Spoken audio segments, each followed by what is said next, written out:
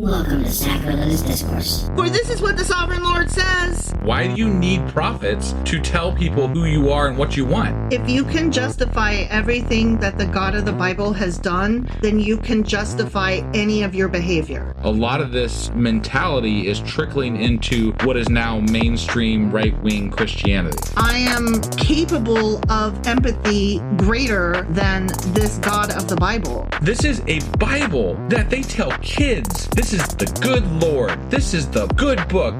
He is fantasizing about murder, mass murder. Head over to sacrilegiousdiscourse.com right now to find out how to leave us a review or support us on Patreon.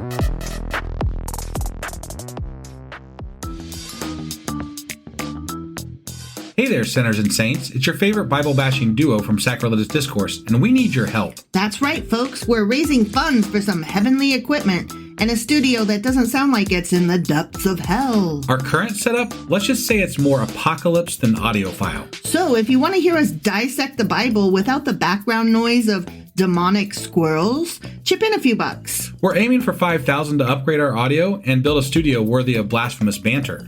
Donate today and help us spread the good word of atheism. You can find a link right on our homepage, sacrilegiousdiscourse.com. Every dollar counts. Even if it's from your collection plate.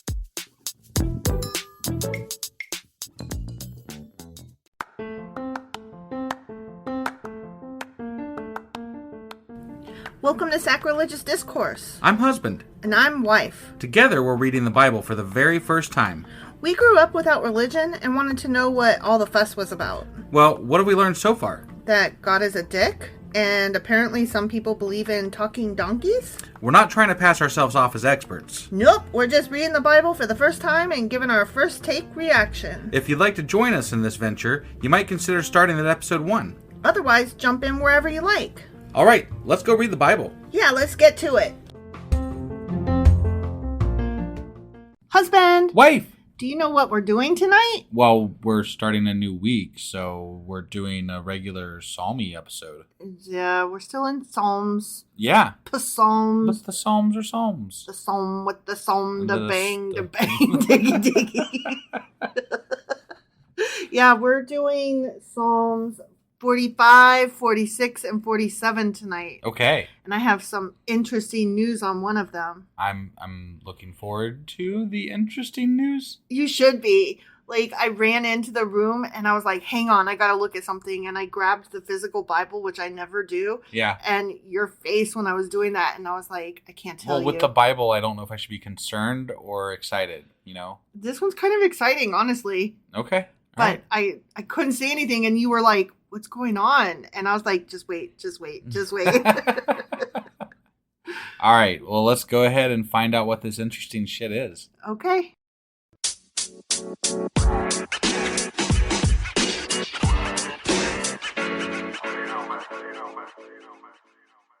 All right. So here we are getting back into our Psalm of Psalms. Okay. And we are starting with Psalm 45. 45. For the director of music, to the tune of Lilies. Lilies, huh? I didn't see a single note on that, so I can't even tell you what that is. It's Lilies. Don't you know Lilies? It's a song. It's a song. You Lilies. know the song Lilies? Yeah. Of the Sons of Korah. Okay. You Right. know, we're not in we're David stuff anymore. We're in that section. Right. Mm-hmm. A maskil, which didn't we... We decided that doesn't mean anything, Right. so we don't know what it means. It's a thing. It's a person or a thing. It's something. Or a direction or an instrument. Sure. Or a fart. Yeah. And it's a wedding song. It's a wedding song. This is a wedding song. Okay. Okay. My heart is stirred by a noble theme as I recite my verses for the king. My tongue is the pen of a skillful writer. You are the most excellent of men, and your lips have been anointed with grace, since God has blessed you forever. Gird your sword upon your side, O mighty one. Clothe yourself with splendor and majesty. In your majesty, ride forth victoriously in behalf of truth, humility, and righteousness. This is a wedding song, right? Mm-hmm, Okay. Mm-hmm. Let your right hand display awesome deeds. Let your sharp arrows pierce the hearts of the king's enemies. Let the nations fall beneath your feet. Your throne, O God, will last forever and ever. A scepter of justice will be the scepter of your kingdom. You love righteousness and hate wickedness. Me too. I also do that. Yeah, yeah. Therefore, God, your God, has set you above your companions by anointing you with the oil of joy. All your robes are fragrant with myrrh and aloes and cassia. Joy oil, huh? Interesting. From palaces adorned with ivory, the music of the strings make you glad. I know I'm glad. Daughters of kings are among your honored women. At your right hand is the royal bride in gold of Ophir. There's the woman. It only took, 3 minutes to get there? Right? Okay. Listen, O daughter, consider and give ear. Forget your people and your father's house. Because, you have to desert them now. Yeah. You're coming to live with us. Yep. The king is enthralled by your beauty. Sorry. Honor him, for he is your lord. The daughter of Tyre will come with a gift. Men of wealth will seek your favor. All glorious is the princess within her chamber. Her gown is interwoven with gold. In embroidered garments she is led to the king. Her virgin companions follow her and are brought to you. They are led in with joy and gladness. Because they got that joy oil. Yummy, Yep. yummy. They enter the palace of the king. Your sons will take the place of your fathers. You will make them princes throughout the land. I will perpetuate your memory through all generations. Therefore the nations will praise you forever and ever. That did not sound like... that was very unwedding-y. It was. Like, it really was. There was not, woman, you're going to be good to go now, and you forget your family, so... You belong to this man. You did belong to that man. Now you belong to this man. But the rest of it is about him, because he's just, badass and awesome. He's awesome. But the rest of it, is not about this union. We don't give a shit about that. No. You're obviously going to marry him and have children with him, so... They didn't know what love was back then. Right. They hadn't invented love yet. I wonder what year love was invented. I don't know. I wonder if that part of... Well, no, it had to be after the flood, for sure. I mean, this is after the flood. Right. So how long after the flood? I don't know. But it was definitely after the flood. But was Because you can't have love when you drown the entire world. Right. That can't be a thing that exists. Okay, but here are people that are only getting married to trade women, like Pokemon cards. Yeah, it does feel like it was maybe post Old Testament at least. Yeah. Because I don't see a lot of love. Well, I mean, there's love towards God according to the Bible. That's not, I'm talking about getting married, partnering up for love. Right. Well, not even man-woman love. Partner love. Partner love. Yeah, sorry. Yeah. I misspoke. You did. I did. Romantic love, partnership love. Yeah. I want to spend my life with you and do finances with you. There's a small problem with this. What? It's that the Bible does not respect women. Oh, yeah. So for them, love still hasn't been invented, even today. Yeah. That reminds me, this is a little bit off topic, but we both happened to listen to the same story today. We did. About Beth Moore. Yeah. And you weren't really familiar with her name. I was not. I was, because when my mom became a super Christian, yeah, I knew of her as a Bible study guru person, and churchy ladies across the country would clamor for her Bible study curriculum. So if you ever went to ladies' Bible studies, they were her curriculum. Well, that makes sense. I would not have heard of her because none of my family became super Christians. Nor would you have gone to a ladies' Bible study. Nor that, yes. Right. So, I want to be fair here. I was of split mind about her. On the one hand, she's a very good speaker. Yeah. And I didn't hate listening to her speak. And she seemed very sincere. And she was definitely more progressive than a general. I'm not there yet. Okay, sorry. I'm still speaking about her during my time.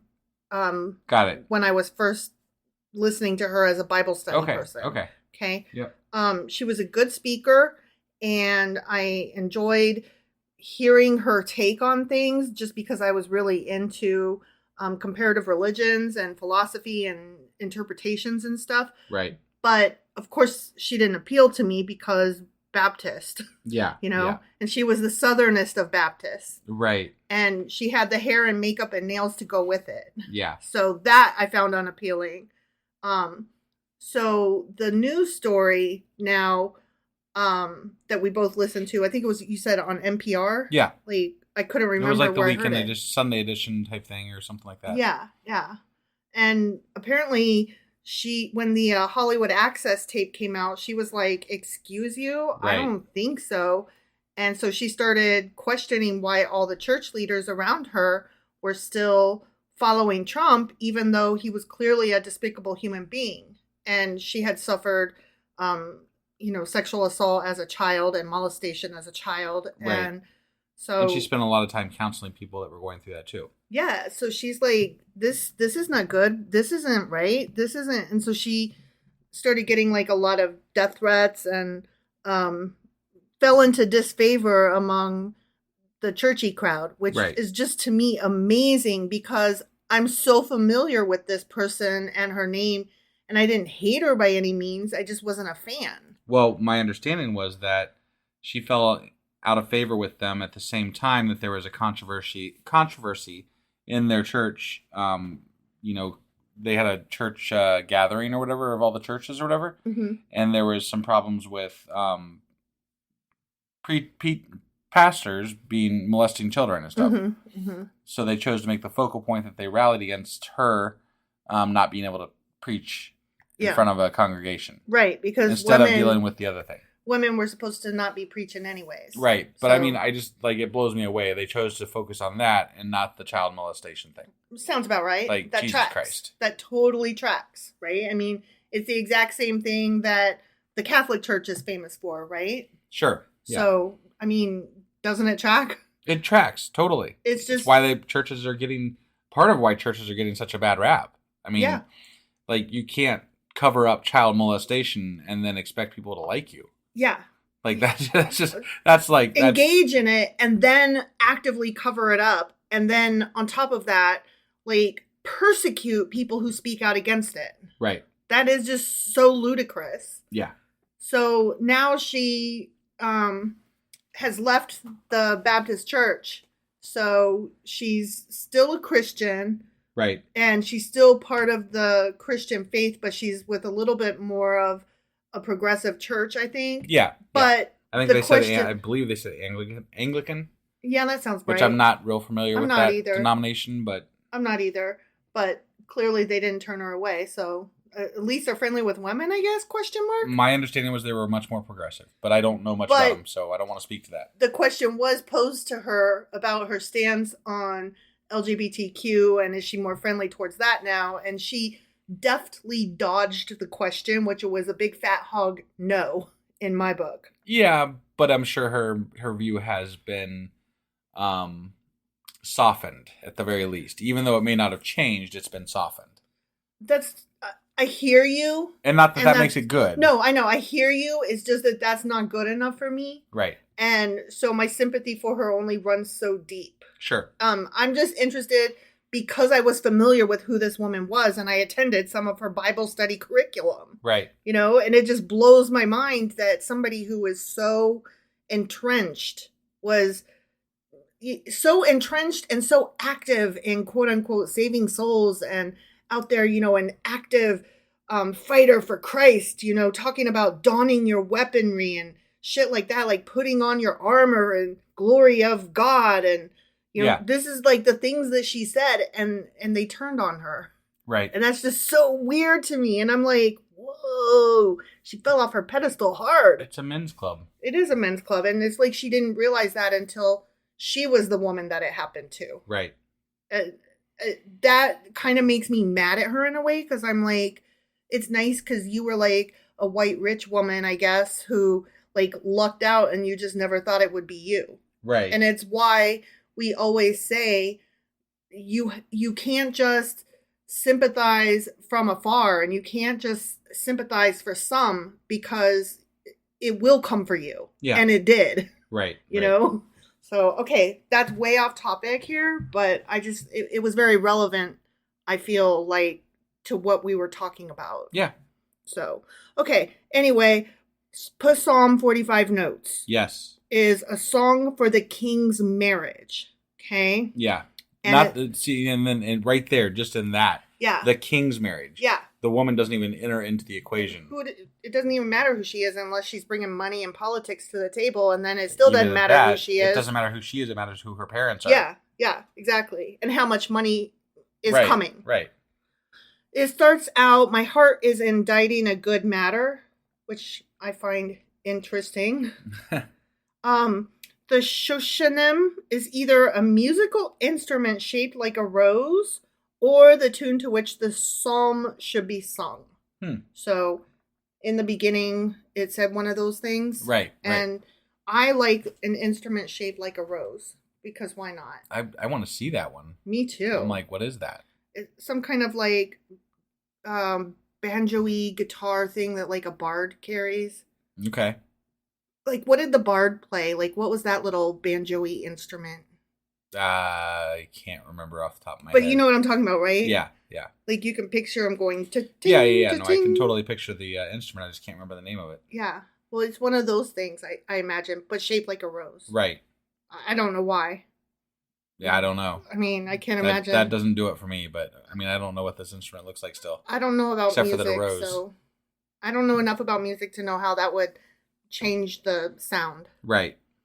Okay, so this psalm, as we have stated more than once, is a wedding song, and it's written to a king on the day of his marriage to a foreign woman, and is one of the royal psalms. So it's not just that he's getting married to a woman who is a foreigner. That's why they specifically said that they have to ditch their family and stuff. Yeah, like let that country go. Right.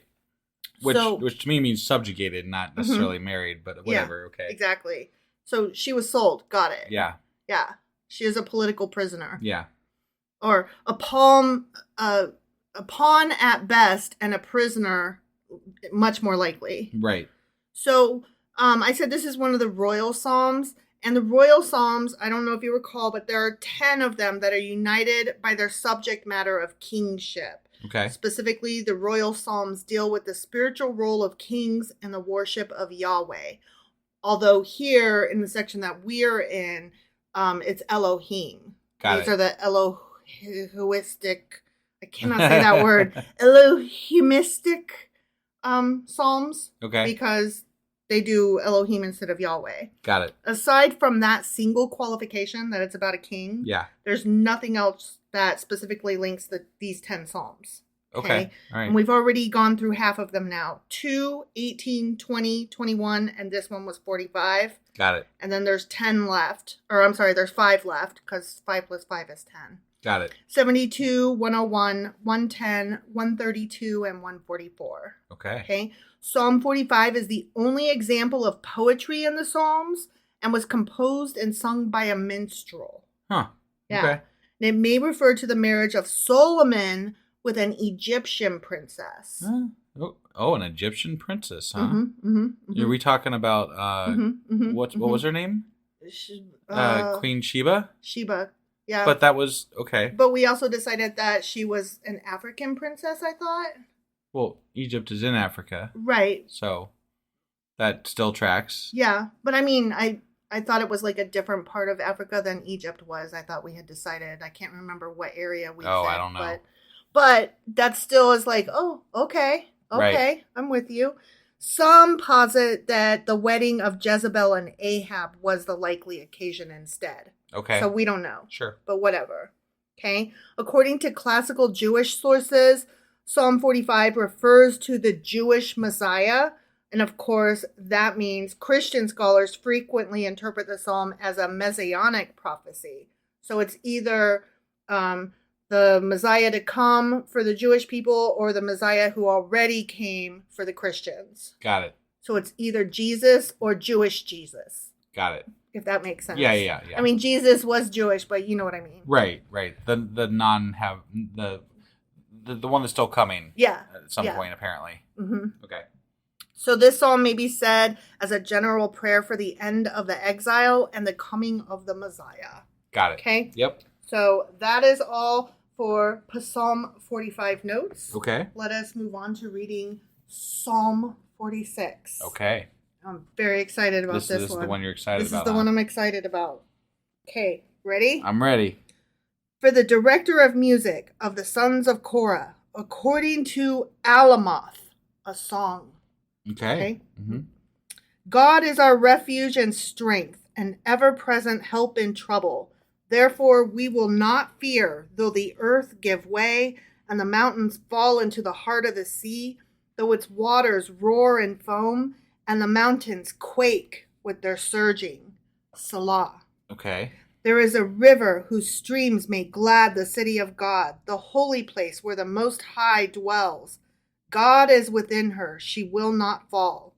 God will help her at break of day. Nations are in uproar, kingdoms fall. He lifts his voice, the earth melts. The Lord Almighty is with us. The God of Jacob is our fortress. Selah. Come and see the works of the Lord, the desolations he has brought on the earth. He makes wars cease to the ends of the earth. He breaks the bow and shatters the spear. He burns the shields with fire. Be still and know that I am God. I will be exalted among the nations. I will be exalted in the earth. The Lord Almighty is with us. The God of Jacob is our fortress. Selah.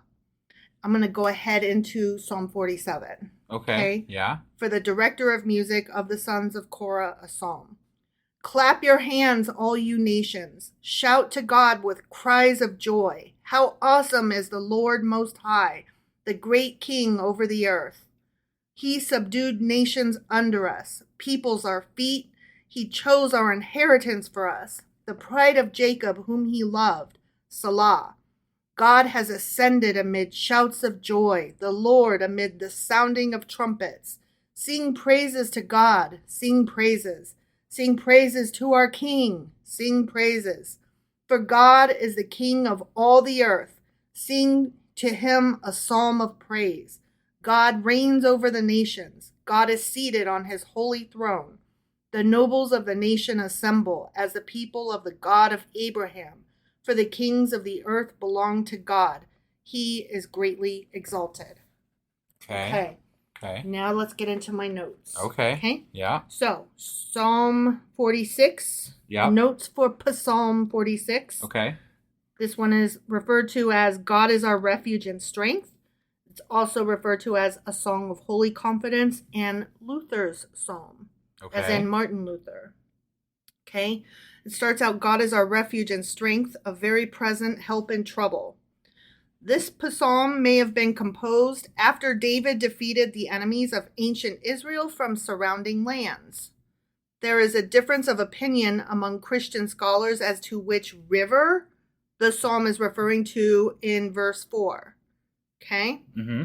The Jordan River is one, but it's most unlikely due to its distance from Jerusalem. Okay. Okay?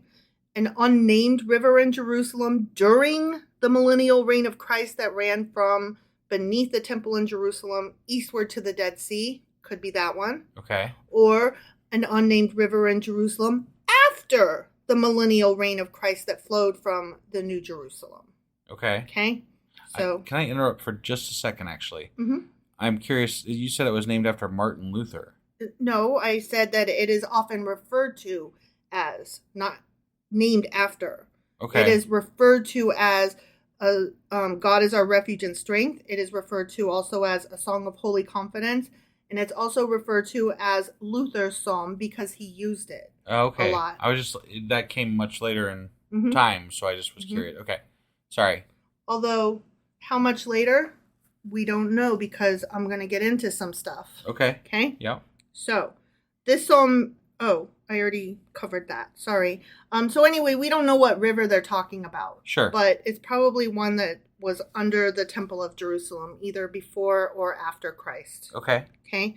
Verse 10 is further developed in Psalm 47, which is why I read them back to back. Sure. And also because 46 ends with Salah, which we take to mean maybe a pause before continuing. Or a moment of silence before continuing. Sure, yeah. So, I'm sure you've heard this one. Be still and know that I am God. Right. Yeah. I will be exalted among the nations. I will be exalted in the earth. Right? Uh-huh. The psalm is recited in Jewish prayers for the end of all wars. And, interestingly enough, this is not the cool bit yet. This is just interesting. Okay. President Barack Obama referenced the psalm in several speeches, most notably his Tucson memorial speech and his speech on the 10th anniversary of the September 11 attacks in New York City. So Okay. that's cool. Yeah. Okay, now we're getting to the really good bit. Okay. Ready? I'm ready. Okay. For some decades now, some theorists have suggested that William Shakespeare placed his mark on the translated text of Psalm 46 that appears in the King James Bible. Mm-hmm. Although many scholars view this as unlikely, stating that the translations were probably agreed upon by a committee of scholars. Okay. I hear that. Yeah. However, let me continue. Yeah. On the other hand, Shakespeare was in King James's service during the preparation of the King James Bible. Huh. And was generally considered to be about 46 years old in 1611 when the translation was completed. Okay. There are a few extant examples of Shakespeare's actual signature, as was customary at the time, with spelling being somewhat lax in those pre-standardized days. On at least one occasion, he signed it Shakespeare, S-H-A-K-S. Yeah. Instead of Shakespeare. Uh-huh. This is the part where I lost my shit and said, hang on, and had to run and grab this Bible and start counting some words. Okay. And the King James Version, the 46th word from the beginning of Psalm 46 is shake. Now ours says quake instead of shake. Okay. Sure. But it's there. Yeah. And the 46th word from the end, omitting the liturgical mark Salah, so don't count that, is spear. Interesting. Yeah. Interesting. Now, it's not the 46th word in our interpretation. Right, We're using the King NIV. James, right. But it is the 42nd word in both 42 words from the beginning and 42 words from the end. You will get a shake and a spear, or a quake and a spear. Right. I was like, what? Get the fuck out of here. So, I mean, who knows when that shit was written? Right. You know what I'm saying? That's interesting that it might be influenced by Shakespeare. Yeah. That he, at the very least, helped pen the translation. Right.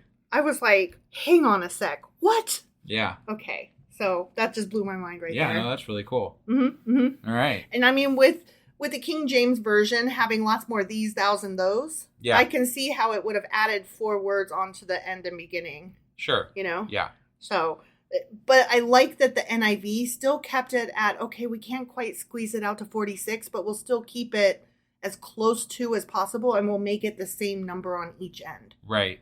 42 and 42, which right. is almost better. Yeah. I mean, yeah, 42. So, okay. Notes on Psalm 47. God is the King of all earth. And this one starts out, oh, clap your hands, all you people. Just clap your hands. You know? Yeah. Sorry, I had a yawn there just for a second. You did, and I'm like, where's my reaction? You know that song? Just clap your hands. Loving is what I got. Oh, yeah. Sublime? Remember that? Yeah. Yeah. I got it. Just clap your hands. Sorry, the way you said it did not ring a bell. Okay. Well, you never, ever get my references. I got that one, though. Okay. So anyway, this is a hymn psalm, okay? Yeah. This little rinky-dinky Psalm 47. Uh-huh. Okay? It's a hymn psalm. A hymn psalm is a song of praise for God's work in creation or in history.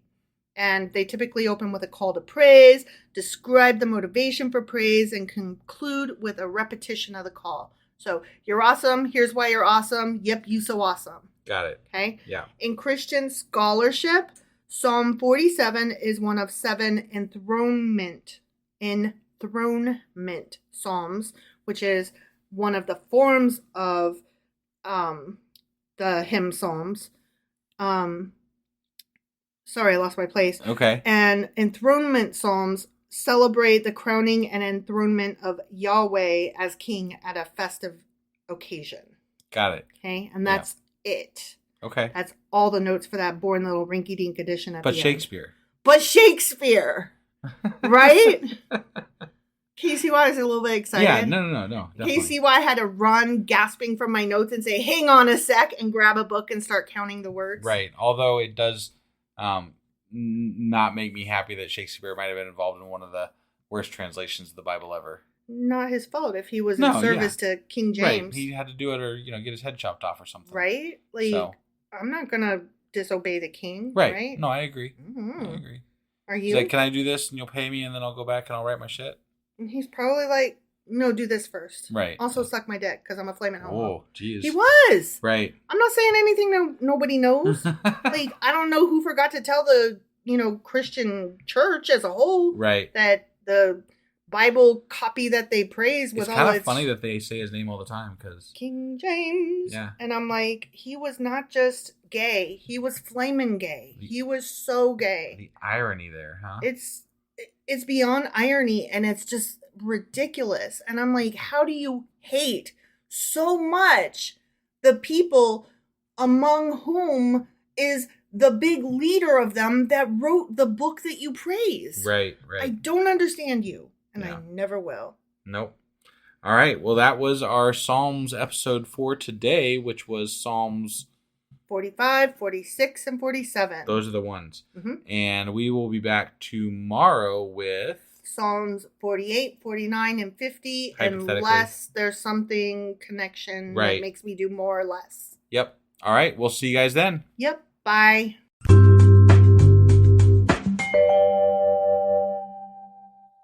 Husband, Wife. do you not remember where we are? We're in Psalms. I remember we're in Psalms. We're in Psalms. We're always in Psalms now. We live here now. Yeah, We live in Psalms. we do. Today we are covering Psalms 48, 49, and 50. All right. You ready to get into this? I am. There's no Shakespeare. So No Shakespeare? That's a letdown. Damn it. All right. Let's go do this. Okie dokie.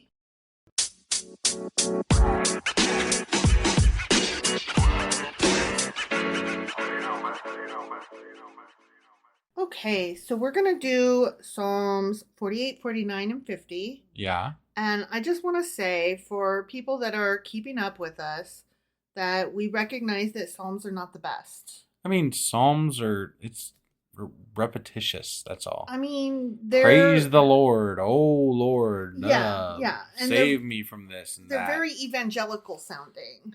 Something. Like, they're stuff that you say in they're church. fucking whiny. Yeah. A bit. But I just wanted to put it out there that let us not forget our ultimate goal is to be able to say we've read every word of the Bible and then some. Oh, yeah. So I know that you know this. Besides, we got some Shakespeare yesterday. Yeah, we did. And who knew? I didn't. Right. Did you? No. See? Yeah. So, I mean, it didn't even occur to me that he was around at the same time as King James or that the two knew each other. I mean, here's the thing. So there's so much here that people know these better than a lot of things in the Bible because they're shorter Mm-hmm. and they're memorable things to memorize, I guess.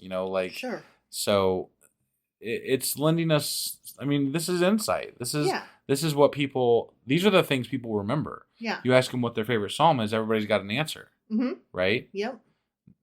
Most people don't even know all the chapters in the Bible, or Right. or not all the. They don't know all the books in the Bible. Right. But But all they'll know a psalm. psalm. Yeah. Yeah. So Like I said, I just wanted to put it out there. Let us not forget. We're just trying to get through the Bible. no, This is what we're doing. And what I'm saying is, I think it's important that we know these because this is stuff that people actually read. These are the Right. read. These are read by people. These are things people know.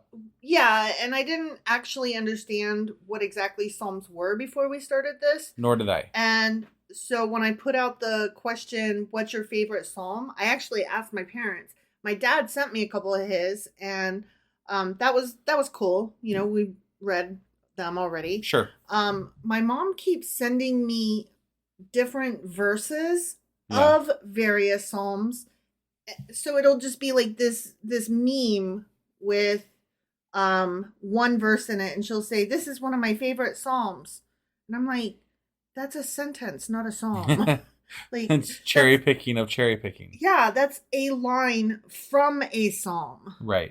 That's not a psalm. Yeah. And like, I don't want to get into it with her. She doesn't really know about this little project we're doing over here, so I'm not going to be like, "Excuse me, but actually."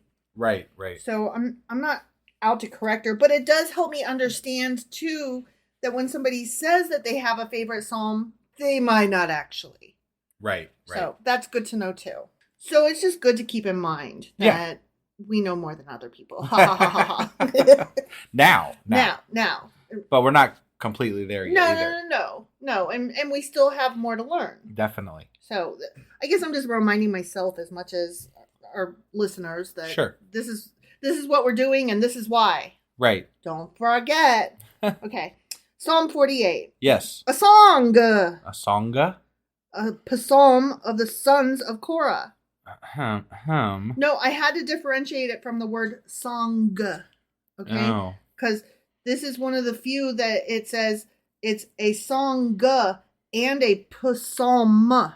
Got it. Okay? Got it. So, they're too close when you say them song and psalm. Yeah.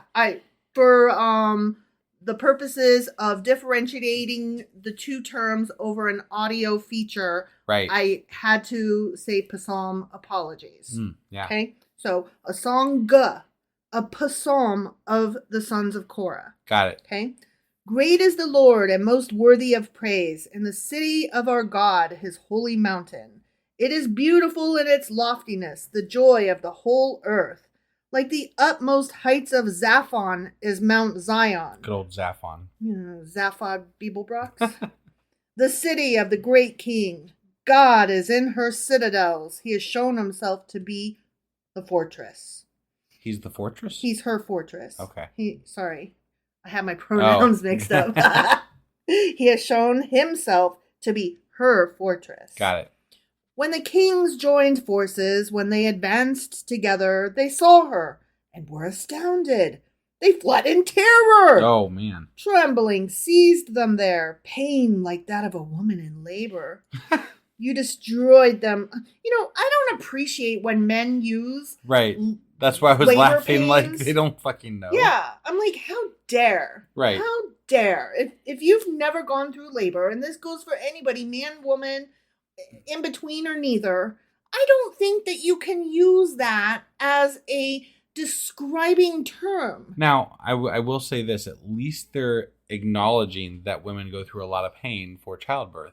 Yeah, but that's what I mean. They're only doing it when it's convenient. Otherwise, it's, shut up, you dumb bitch. No, you don't get to fucking do that. Right.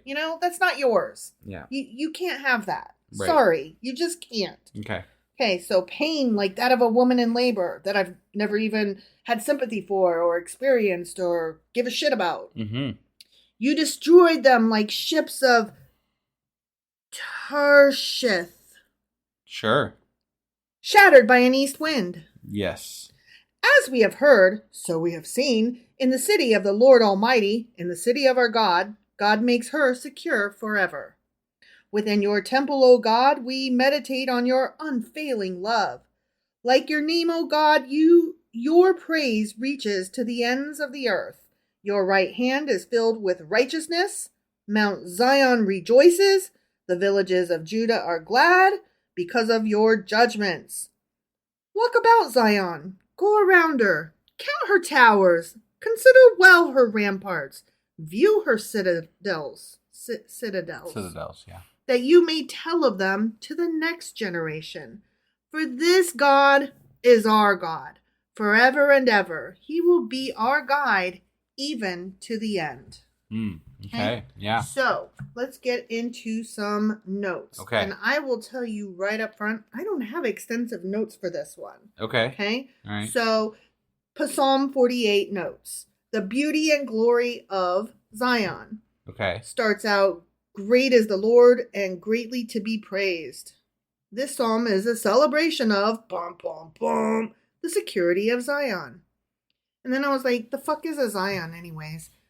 We've kind of briefly touched on this before. Right. It's another name for Jerusalem. Right. The term Zion came to designate the area of Davidic Jerusalem where the fortress stood, and then also for the entire city of Jerusalem. When Solomon's temple was built on the adjacent Mount Moriah, the meanings of the term Zion were further extended to the additional meanings of the temple itself, the hill upon which the temple stood, the entire city of Jerusalem, the entire biblical land of Israel. I was going to say, I thought I had remembered them saying it was all of Israel at one point, too. And also the world to come, which, of course, is the Jewish understanding of the afterlife. So it's more like it's like the God's perfect place, and so far the world is not that. So it's just these small places on the world. Yes and no. It's the word that they use to describe this is a literary term called synecdoche. Are you familiar? It's also a place in New York, I think. But are you familiar with that term and what it means? Not, no. Okay, so it's when one smaller term is taken to define a larger one. So, like, let me give you several different examples, okay? So, like, how in a lot of southern states, Coke can represent either all soft drinks across the board, right, or even all drinks, whether they're soft drinks or not. Sure. Okay, that Coke is a synecdoche of the other beverages. Okay. So that's one example. Another one would be when we talk about like boots on the ground. That's a word for soldiers. It's a part of the soldier that we have come to it now represents. Yeah. Right. Another one would be how we say, the Pentagon. And what we mean by that is like the United States Defense, whatever, blah, blah, blah, government. Right. Right? Yeah. So, or if we say Downing Street, like, okay, that's obviously the UK's, what's it called? Government, yes. So, you know what I mean? Those are all synecdoches. I like to call them as like basically noun nicknames. Okay. You know what I mean? It's they took a whole and shortened it to something else.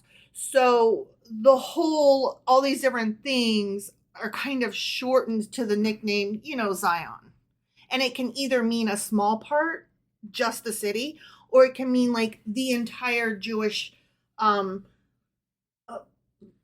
city, country, cultural, ethnocentric life and belief system. Kind of like the Torah also represents that. The Torah can be either the first 5 books of the Bible, the Pentateuch, or it can mean the law, or it can mean all of Jewish law. Okay. You see what I mean? And it just kind of depends which. You can't understand the word alone. You have to understand it in context. Okay. Okay. Yep. It's difficult to translate because context is so necessary. Right. Right. And that was your grammar lesson for today. Great. Okay. Yeah. So let us move on to the next psalm. Okay. Psalm 49. All right. For the director of music of the sons of Korah, a psalm. Okay. Hear this, all you peoples. Listen, all who live in this world, both low and high, rich and poor alike. My mouth will speak words of wisdom. Boom. The utterance from my heart will give understanding. I'm about to say some shit and spit some facts that you're going to understand. Right. Ready? Right, yeah. Go. I will turn my ear to a proverb. We're not in the book of Proverbs. We're in Psalms. With the harp, I will expound my riddle. I thought you were going to be clear, and now we're getting riddles. The fuck? Why should I fear when evil days come, when wicked deceivers surround me, those who trust in their wealth and boast of their great riches? No man can redeem the life of another or give to God a ransom for him. The ransom for a life is costly. No payment is ever enough, that he should live on forever and not see decay. For all can see that wise men die. The foolish and the senseless alike perish and leave their wealth to others. Their tombs will remain their houses forever, their dwellings for endless generations, though they had named lands after themselves. But man, despite his riches, does not endure. He is like the beasts that perish. This is the fate of those who trust in themselves, and of their followers who approve their sayings. Selah.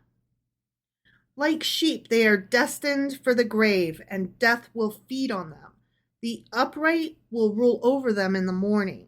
Their forms will decay in the grave, far from their princely mansions. But God will redeem my life from the grave. He will surely take me to himself. Selah. Do not be overawed when a man grows rich, when the splendor of his house increases, for he will take nothing with him when he dies. His splendor will not descend with him. Though while he lived he counted himself blessed, and men praise you when you prosper, he will join the generation of his fathers, who will never see the light of life. A man who has riches without understanding is like the beasts that perish. It strikes me that a lot of the Psalms that we have read spend an inordinate amount of time trashing rich people and people that have made something of themselves. And I'm not saying that they're necessarily good people, but it feels very, I don't know, it's directed at people that people are jealous of. You know, like this is not, it's not necessarily that these, I don't know. It's not a spiritual kindness that they're saying, don't worry, and you'll be okay, they'll be okay. They're saying, I know that you hate those motherfucking rich people, and why shouldn't you? Right, yeah. Like, whoa, that's kind of nasty, and that's not what I was saying either. Right. Well, I mean, it's catering to a lowbrow mentality, you know, like you don't like them, so therefore they're going to get punished, obviously. Right. And you should feel good that you're living in squalor because we'll take care of them in the afterlife. Yeah. It also keeps people in their place. Like, yes, you don't have to worry about those rich people over there. They're going to get theirs. You just stay where you're at and keep being good. Pay no attention to the man behind the curtain. Stay in your motherfucking lane. Right. Yeah. Ain't it still that way today? Well, yeah. Yeah. Very much so. Yeah. And that's how I've always kind of felt about religion. It's like, it's just kind of a, what was that pill? Soma? Yeah. Let's take for, what was that from? That's from Brave New World. Yeah. Aldous Huxley. It's the Soma for, biblical times. Yeah. Yeah, exactly. Or for now, if you're still religious. So right. It makes me sad because, like, there is something to be said for, greedy people are going to get theirs. Karma will catch them. Like, there is something that feels good about that statement, but not like I don't like the hate in it. And I don't like it just because, like, I don't hate a rich person for being rich. Right. Right. And it feels like they're saying hate a rich person for being rich. Well, and ultimately, who gets to judge? These are people writing these psalms, right? Why are they judging? Why do we, like, this should be lightly touched on because God ultimately should, in their world, should be the judge of these people, right? It shouldn't be left up to them. Right. Because they're just people, and jealousies and things like that can take hold of you, and you don't have the right to make that judgment. Yeah, exactly. No matter what world you live in. I mean, yes, there are some blatant cases in the world sometimes, like Donald Trump, right? That we're all like, yeah, that guy's a piece of trash. But he's a piece of trash because he's a despicable human being. Right. The fact that he's rich, like, he would have been a son of a bitch regardless. Yeah. The money just made it worse. Sure. And I don't know. But there are people on the right who think that, whatever, Warren Buffett is the most evil person on the planet. And he's not. I mean, I don't know that he's a great person, but I know that he's not what they say he is. I have reserved feelings. I don't know enough about him to judge him one way or the other. Well, he's not a fucking vampire that feeds on people's souls. Okay, yeah, he doesn't eat I'm just babies. saying, like, okay, he's not the fucking things they say about him. Yeah. Like, that's all I'm saying. Yeah. So. Okay, look, when I hear rich, white, old man, if I were to find out that person, regardless of anything, if I were to find out that guy flew on the Lolita Express and was friends with Epstein, like, it wouldn't shock me at all. Right, right. So that's what I was getting at. Like, I don't know, maybe he was a fucking pedophile. What the fuck do I know? I'm just a person in my living room, Right. But yeah, I'm pretty sure he's not out there munching the hearts out of newborns. Right.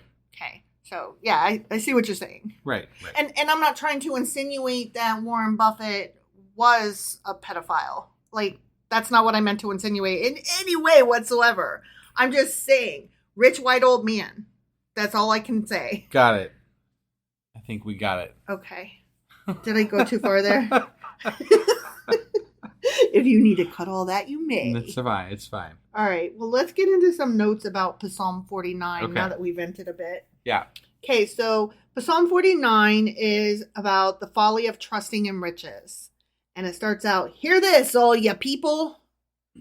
This psalm is closely connected with the wisdom or religious philosophy of ancient Israel. Okay. In Jewish tradition, Psalm 49 is attributed to the sons of Korah after recognizing their father's greed for wealth as the root of his downfall. Because do you remember they were supposed to not loot the people and he kept some. Right. And do you remember all that? Well, that was not exactly. I remember Korah's rebellion, but he was fighting he was a really rich person. I know that. Mm-hmm. But he led a rebellion. I thought it was against Moses and Aaron and stuff like that, and then God swallowed them up. And yeah, but it was also because they were at war with somebody else too, and they weren't supposed to loot anybody, and dude looted and kept a little bit of it. And okay, you're giving me the side eye. Well, sometimes I question whether you actually know what you're talking about. Okay, and I'm not saying you don't. I'm just like, where are you pulling this from? I guess my memory. I thought. Okay. I thought that's what I remembered. Okay. I don't know. We'll do a check and then. No, if it's I'm wrong, fine. I mean, I just don't recall specifically. So I do remember Korah's rebellion. And I remember that, and I remember that he was rich, but I don't remember much else. So maybe I have him confused with a different guy. No, but I'm not saying you do. But I thought that was my guy Korah. Got it. And you could be completely right. Okay. I just don't know. We will double check and come back next episode and confirm or deny. So anyway, this psalm aims to teach that the purpose of one's life on earth is to enhance your spiritual development and to prepare for the world to come, the afterlife. Right. So I don't mind the whole enhance your spiritual development while you're here. I mean, that kind of is just a difference of semantics and saying be the best you, learn how to be the best person you can be, live your best life. Sure. I'm okay with that. But it's and prepare for the world to come. That's the part I take issue with. Right. Well, and the part that I also take issue with is that you are prepared. If you're working on your spiritual development and there's people fucking you over because they're rich and powerful, mm-hmm. and you're only living because of your afterlife, you're not living much of a life. No. I meant, okay, I'm thinking of today, not thousands of years ago. And I'm thinking living my best life doesn't mean being content to be poor. You know what I mean? Sure. To me, enhancing my spiritual life might mean taking up art or learning more how to do business with art. Yeah. That's what I meant. Not just accepting my lot in life and being like, oh, well, I'm supposed to be a poor ass monk. Right. That's my duty. I'm poor, so I get to be poor. And I said duty. They really like people being poor. Yeah. But that allows other people to be rich. And I bet that those rich people pay handsomely to the church so that they all get to stay the way they are. Yeah. So. Yeah. And especially they were uneducated, unable to read. And so they read these to them and were like, sure. Because God says. Right. Yep. God says. Yep. Okay. Moving on to Psalm 50. Here we go. This is a song of Asaph. Sorry, not a song, a psalm. Got it. Yeah. A psalm of Asaph. Yeah, and I took a little bit of notes about him, but whatever. Okay. Yep. The mighty one, God, the Lord, speaks and summons the earth from the rising of the sun to the place where it sets. From Zion, perfect in beauty, God shines forth. Our God comes and will not be silent. Yeah, he does. He comes and he will not Yeah, be I silent. got it. Yeah, you look confused for a second. Only because you just... Because I'm a child and you Yes. never expect it. Right. A fire devours before him, and around him a tempest rages. He summons the heavens above and the earth that he may judge his people. Gather to me, my consecrated ones, who made a covenant with me by sacrifice. And the heavens proclaim his righteousness, for God himself is judge. Salah. Hear, O my people, and I will speak, O Israel, and I will testify against you. I am God, your God. I do not rebuke you for your sacrifices or your burnt offerings, which are ever before me. I have no need of a bull from your stall or of goats from your pens. Then why do you want us doing this shit? We're going to get into this. Okay. It's a good question, though. Okay. For every animal of the forest is mine, and the cattle on 1,000 hills. I know every bird in the mountains, and the creatures of the field are mine. If I were hungry, I would not tell you, for the world is mine and all that is in it. Okay. Do I eat the flesh of bulls or drink the blood of goats? Sacrifice thank offerings to God. Fulfill your vows to the Most High, and call upon me in the day of trouble. I will deliver you, and you will honor me. Okay. You look really confused. Well, because he's saying, I don't need this shit. Right. So we're going to get into that, though. I mean, I'm assuming it's just like a show of how much devotion you have to get rid of these things that you prize or whatever, but... Not really. No, Okay. it's All right. not that. But you're right to question. Okay. But to the wicked, God says, what right have you to recite my laws or take my covenant on your lips? You hate my instruction and cast my words behind you, not before you. Cast them behind you. Yeah, God's awfully wordy in this psalm. He's very, He's saying a lot of shit. Mm-hmm. When you see a thief, you join with him. You throw in your lot with adulterers.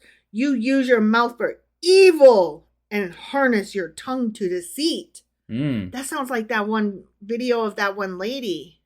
You should. Oh yeah. You should maybe put a clip of her here. Insert clip now. Right. Yeah, she's like, your tongue is a weapon or some shit like that. You speak continually against your brother and slander your own mother's son. These things you have done, and I kept silent. You thought I was altogether like you. But I will rebuke you and accuse you to your motherfucking face. Consider this, you who forget God, or I will tear you to pieces with none to rescue. He who sacrifices thank offerings honors me, and he prepares the way so that I may show him the salvation of God. Okay, I gotta say something before we get into notes. Okay. It always strikes me how funny it is that they're like, you should be scared of this thing. And then non-believers are like, I don't believe in it, so I can't be scared. And they're like, but it says on page 3 that you should be. And it's like, but I don't care though. Right. I still don't believe. I can't be scared. And they're like, ooh, but on page 5, you just wait till page 5. And it's like, still don't believe. And they're like, you're going to burn. And it's like, I'm still not scared though. Right. Like, your or else is not scary to me. Yeah. You know, reading me all the... God's like, be scared of me, you who don't believe in me. And I'm like, I can't be scared of you if I don't believe in you, sweetheart. Right. I'm sorry, baby. Yeah. Yeah. Okay, so Psalm 5 notes. Okay. God is the judge. Okay. Yeah. And it starts out, the mighty God, even the Lord hath spoken. Yeah. Okay. So let's not forget, this was a psalm of Asaph, right? The fuck is an Asaph, right? There are 12 psalms of Asaph, Numbers 50, which we just read. Yep. And then also further on in book 3 of Psalms, Numbers 73 through 83. Okay. Okay, so this one stands alone. Got it. There's a question about that. Yeah. Scholars have determined that a psalm's attribution to Asaph could mean that the Psalms were part of a collection from the Asaphites, a name commonly used to identify temple singers. Okay. So, like, it's an attribution. Some singers wrote this. Got it. Maybe. Okay. Or that the Psalms were performed in the style or tradition of the guild bearing Asaph's name. So either a guy named Asaph had some followers and some singers in his guild had a special style of singing, or it just means singers altogether. Got it. It's one of those things. So anyway, there's some singers that are Asaphites. Got it. Okay? Yeah. And so this is for them, from them, of them, whatever. Okay. Asaph is said to either be the author or the transcriber of these psalms. Okay. Even though we don't know what for sure an Asaph is. Right. Got it. Yes. Okay. He's a guy. Or singer. But or singers. Right. And so again, we don't really know for sure. Right. And he may not have said these psalms, but instead probably transcribed the words of David. Got it. Whatever. And I don't believe that either. Yeah. No specific time period is known to be associated with these specific psalms that were attributed to Asaph. Okay. But the record of destruction noted in Psalm 74, which we haven't got to yet, right, may indicate that these psalms came from the post-exilic period. So after they were exiled to Babylon. Okay. So which would be after David. Yes. So people, here's what they're trying to do. They're trying to say, look, lots of people believe that this guy named Asaph either wrote these himself or transcribed them from David. But based on what we know actually of history, it's more likely that some dude, maybe named Asaph, maybe not, wrote these way after they were exiled from Babylon. Why don't we just say we don't have a fucking clue? Or why don't we say, despite stupid beliefs, here's what we actually know based on history. That it probably happened after this fucking point. It could not have happened earlier than this. Right. We're not saying it happened in XYZ, but it could not possibly have happened prior to XYZ. So those people, they cray. Got it. That's what I'm saying. Yeah. Psalm 50 points the listener towards offering thanksgiving and a life of devotion as the correct way of approach to God rather than just burnt offerings alone. Okay. So what this was about was not just, why y'all giving me these offerings? I don't need them. That's not what he was saying. He was saying your burnt offerings mean fucking nothing if you're not living the lifestyle you're supposed to be living along with it. Sure. So you were on the right track, just wasn't like totally clear. Got it. Without these notes. Okay. To tell me what it meant. So you have to have both. Yes. Yeah. Live in it and offering it. Acts alone mean nothing. Right. You got to live the lifestyle too. Okay. And then when we get into the New Testament, they're going to say acts alone and lifestyle aren't enough. You also have to have the belief of Jesus Christ in your heart as the Lord and Savior who died and died for your sins and was resurrected. Like, you have to have so many different things. Like, there's a laundry list of, you can't just be a good person. You also have to hate the gays, and you also have to throw rocks at witches. All that stuff. Okay. Yeah. Some feel that this psalm, which is a type of judicial indictment, was moved to immediately precede Psalm 51, which is a plea for mercy, rather than being with the other 11 psalms. Remember, I told you that all the other ones are in book 3, and we're still in book 2. Right. Because those other 11 psalms of Asaph, they appear in book 3 of Psalms, number 73 to 83. Sure. Okay? Yeah. So, who knows? This psalm is a prophetic imagining of God's judgment on the Israelites. Okay. And this psalm has been variously dated to either the 8th century BC, the time of the prophets Hosea and Micah, which we haven't got to yet, but they were post-exile. Okay. Or to a time after the Babylonian activity. Okay. So, all right. I said activity, but I meant captivity. Sure. So, we don't know.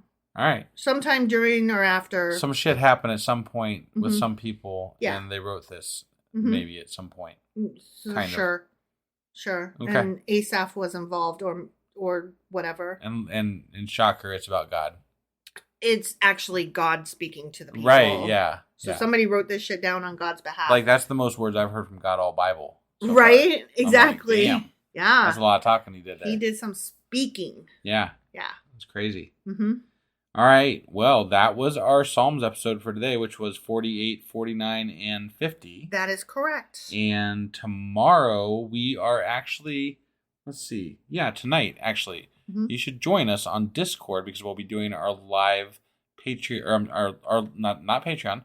We're doing our live Discord event at 10 p.m. Eastern. Wait, today's not Tuesday. Oh, when you listen to it. Oh, shit. Don't listen to me. Yeah, when you listen to this, it will be Tuesday. Yes. And we will be recording the episode for Wednesday. Yes. Okay, and sorry. if you're listening to this episode, there is a link to our Discord server in the show notes. So yes, there please is. Go check that out. Join us on there, and you get a chance to chat with us, talk with us, whatever. Make fun of us. Yeah. Make fun of the other people and they're leaving comments who are also making fun of us. We have a fucking blast. It's really fun, you guys. So you should stop by, join us 10 p.m. Eastern on Discord. The link's in the show notes. Yes, please. Go do it now. We'll be back tomorrow. Well, tonight, I guess, with our live podcast. Tomorrow with the official podcast. And we'll be going over... We will be going over Psalms 350, 51, 52, 53. Those are the ones. Shut up. I have to go. I can't just math. Got it. Yeah. All right. We'll see you guys. Bye.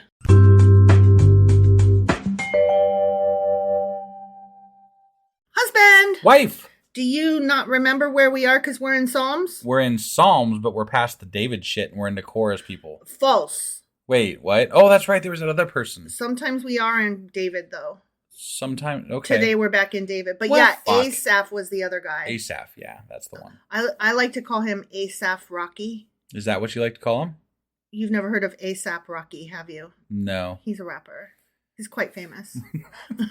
He should know better than bringing up cultural references around me, like, at all. I don't know a single fucking song that he has done because I don't like country or rap a whole hell of a lot. Like, no disrespect to anybody who does. It's just not my bag.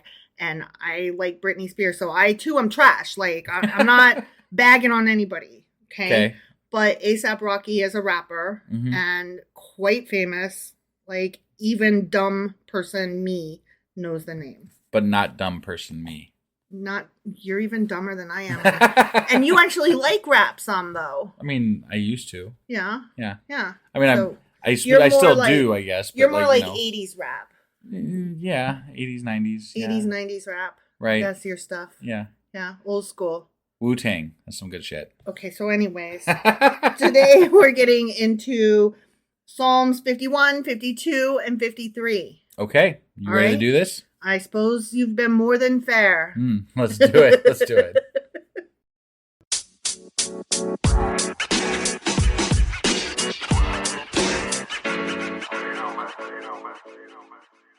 Okay, so we are back and we're going to read Psalm 51 now. Okay. Are you ready for this? I'm so ready for this. I'm the readiest I've ever been readied. I don't believe you, but I'm going to read anyway. I'm readies, even. Readies. Yeah.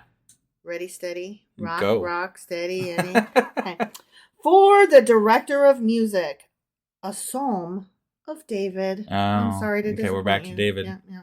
When the prophet Nathan came to him after David had committed adultery with Bathsheba. That's part of the supra text. God really liked David, and he fucked up a lot. He was a shit. Yeah, he was. He did some good stuff. He was smart, but he was a shit. I guess. He was a shit. But mostly he killed people and cheated on... All them guys were shits. And had, actually he had lots of wives too. He did. They were all shits. And he treated Michael like crap. Yeah, he did. Whatever their name was. Micah? Mike? Mikko. I don't know, but we called her Michael. We did. We called her Michael because the main character on Star Trek Discovery is Michael. Right. And we just thought it was fun. It feels good. Yeah. It feels good. All right. I'm going to read this now. Okay. Okay? Mm-hmm. So this is David. Yeah, David. Bathsheba. Guilt. Nathan. Guilt. Okay? Yeah. Have mercy on me, O God, according to your unfailing love, according to your great compassion. Blot out my transgressions. Wash away all my iniquity and cleanse me from my sin. Calgon, take me away. Wait. Hold on. This is after he fucked Bathsheba, right? Yeah, and got her preggers and... But is this after he plotted to have her husband killed? Probably, yeah. I mean, because it was a long process. Like, at what point did he actually feel this guilt? Later. later. Okay. All right. You totally blew over my Calgon Take Me Away. Yeah, I'm sorry. That was pretty good, though, yeah. I mean, if they get the reference. Fuck off. I just found out that 2 of the people that interact with us on Discord, which is where you should be, Yeah. they also don't know my Star Wars references. Yep. And so I need more of you to get on Discord once a week on Tuesdays to join us in conversation so that I don't feel so lonely. Mm-hmm. Yeah. In all my Star Wars dorkiness. Right. Okay. Anyways, continuing. Yes. For I know my transgressions, and my sin is always before me. Against you and you only. Sorry, it was you and you only. Yeah. And it was hard to read. Have I sinned? Only against you have I sinned. Right, because... False. False, what? you lying ass. And done what is evil in your sight, so that you are proved right when you speak, and justified when you judge. Surely I was sinful at birth. Sinful from the time my mother conceived me. Well, there's the original sin, right? Gross. Or whatever. This is bullshit and I hate it. Surely you desire truth in the inner parts. You teach me wisdom in the inmost place. Okay. Okay. Cleanse me with hyssop and I will be clean. Okay. Okay. Wash me and I will be whiter than snow. Let me hear joy and gladness. Let the bones you have crushed rejoice. Hide your face from my sins and blot out my iniquity. Create in me a pure heart, O God, and renew a steadfast spirit within me. Do not cast me from your presence or take your Holy Spirit from me. Restore to me the joy of your salvation and grant me a willing spirit to sustain me. Okay. Then I will teach transgressors your ways, and sinners will turn back to you. Wait, hold on. He requires to be forgiven, and then he'll teach them his ways. If you will forgive me, then I will go and sing your praises to everybody and lead more people to you. Otherwise, that sounds like a fuck bullshit off. deal for God, because God's like, fuck you, you just fucking do it or I kill you. Right? Like, according to... Because I'm God. Right. Because I'm Batman. Save me from blood guilt, O God, the God who saves me, and my tongue will sing of your righteousness. O Lord, open my lips, that's what she said, and my mouth will declare your praise. You do not delight in sacrifice, or I would bring it. You do not take pleasure in burnt offerings. The sacrifices of God are a broken spirit, a broken and contrite heart. O God, you will not despise. In your good pleasure, make Zion prosper. Build up the walls of Jerusalem. Then there will be righteous sacrifices, whole burnt offerings to delight you. Then bulls will be offered on your altar. He's asking a lot of favors from God in order to do the things that God wants them to do. Yeah. I think that's kind of bullshit. I think that David is bullshit. Well, yeah. I can't. He didn't even kill Goliath, that fucker. No, I know. Yeah. That story was all false. It was all gross and dumb and wrong. Because it was some other dude later on. This book is full of lies. You think? All right. Psalm 51, notice. Okay. This is a prayer for cleansing. And it starts out, have mercy on me, O God. Okay. It's one of the penitential psalms. And just to remind you, penitential psalms are also referred to as psalms of confession. And they are Psalms 6, 31, 37, 50. So those are the ones we've read. But then also 101, 129, and 142. We're not there yet. Right. These psalms are expressive of sorrow for sin. They feel so fucking bad after having sinned. I mean, I got some of that, but then he's also demanding stuff in that sorrow and sadness or whatever. He is. So it kind of bullshit. There. It is.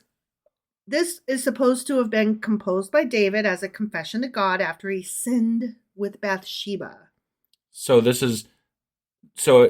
Again, time frames matter here because after he sinned with Bathsheba, he then also later plotted to have her husband killed.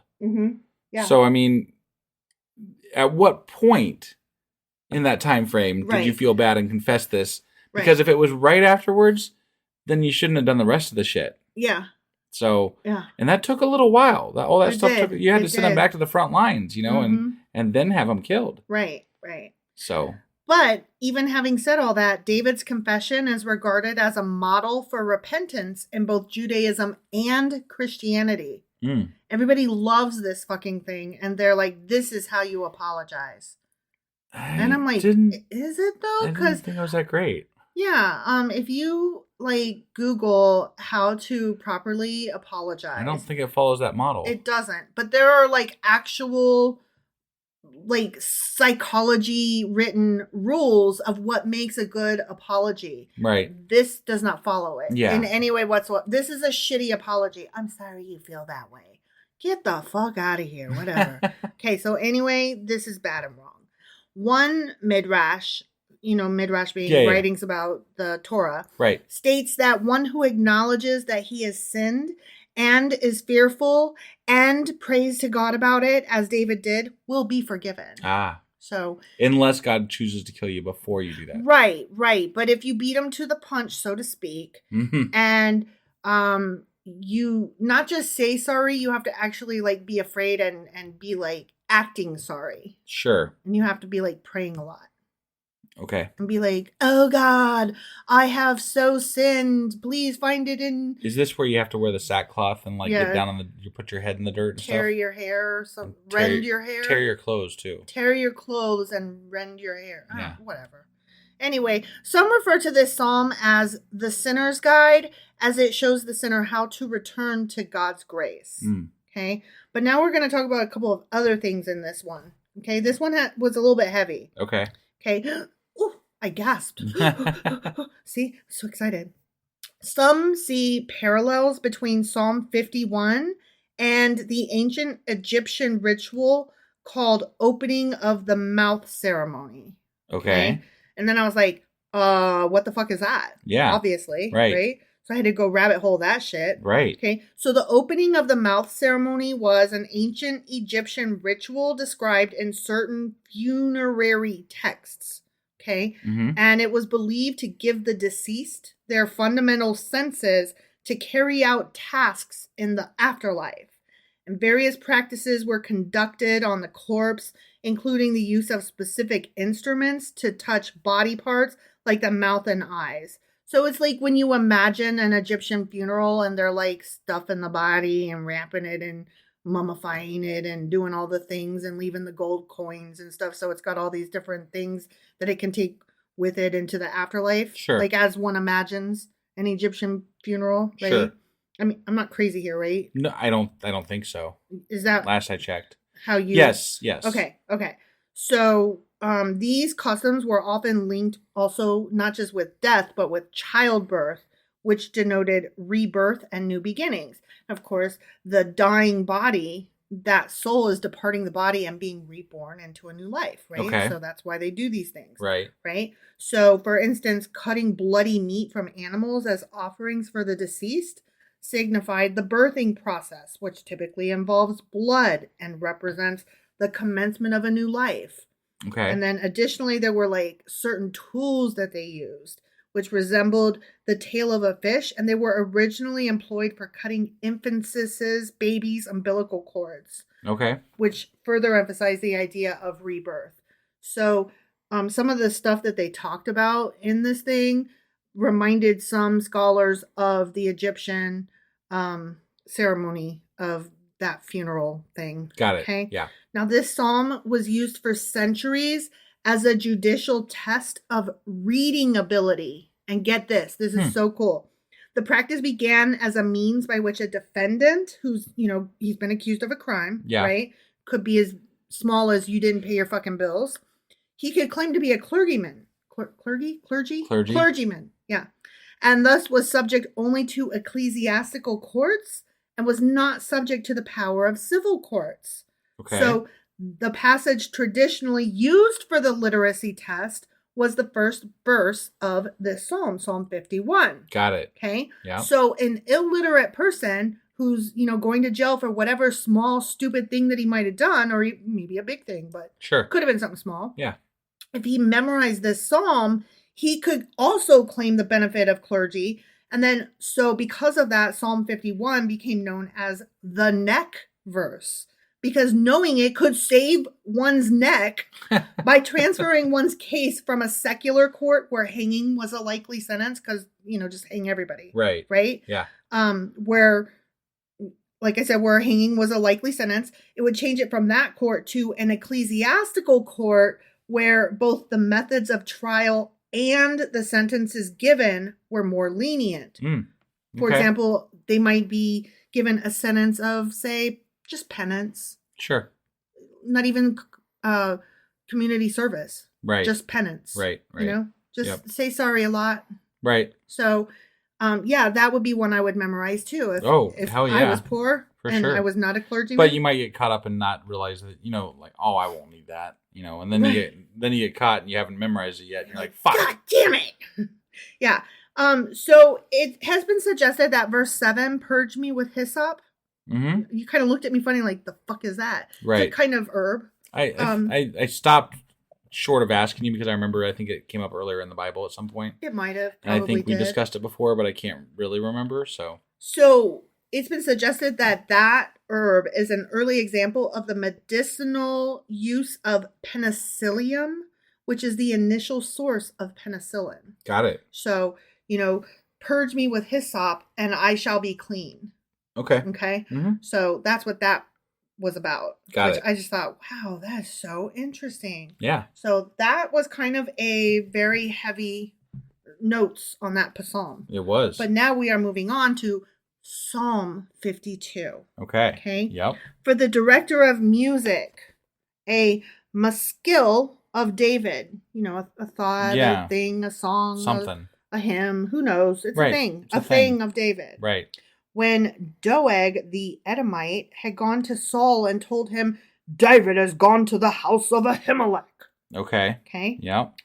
Why do you boast of evil, you mighty man? Why do you boast all day long? You who are a disgrace in the eyes of God, your tongue plots destruction. It's like a sharpened razor. You who practice deceit, you love evil rather than good, falsehood rather than speaking the truth. Salah. You love every harmful word, oh, you deceitful tongue. Surely God will bring you down to everlasting ruin. He will snatch you up and tear you from your fucking tent. He will uproot you from the land of the living. Salah. This is a real friendly fucking psalm. Yeah, it is. That's why I'm reading it like a real snot would. Yeah. The righteous will see and fear. They will laugh at him, saying, here now is the man who did not make God his stronghold, but trusted in his great wealth and grew strong by destroying others. But I am like an olive tree flourishing in the house of God. I'm so pretty, oh so pretty. I trust in God's unfailing love forever and ever. I will praise you forever for what you have done. This is so nice. In your name I will hope, for your name is good. I will praise you in the presence of your saints. Boom. How about that? So, fuck you, fuck you, fuck you. You suck ass. You're a complete asshole. Man, you suck. You don't praise God. You're going to die. You are scum. I hope you get poison and sit on a rusty nail. But I love God. I'm awesome, right? Yeah. Wouldn't you like to be my friend? Yeah. So Psalm 52 is about the futility of boastful wickedness. Not just wickedness, but Trumpian boastful wickedness. Okay, sure. Right? And it starts out, why boastest thou thyself in mischief, O mighty man? This psalm is said to have been written when Doeg the Edomite went and told Saul, David has gone to the house of Ahimelech. In this psalm, David criticizes those who use their talents for evil. Okay. So David is supposed to have written this, right? Yeah, right. Yeah, okay. It was conditionally classified as an individual psalm of trust, one that demonstrates an expression of trust or confidence in Yahweh's assistance to the petitioner. Okay, so now we're moving on to Psalm 53. Ready? I am ready. Okay. For the director of music, according to a Maskil of David.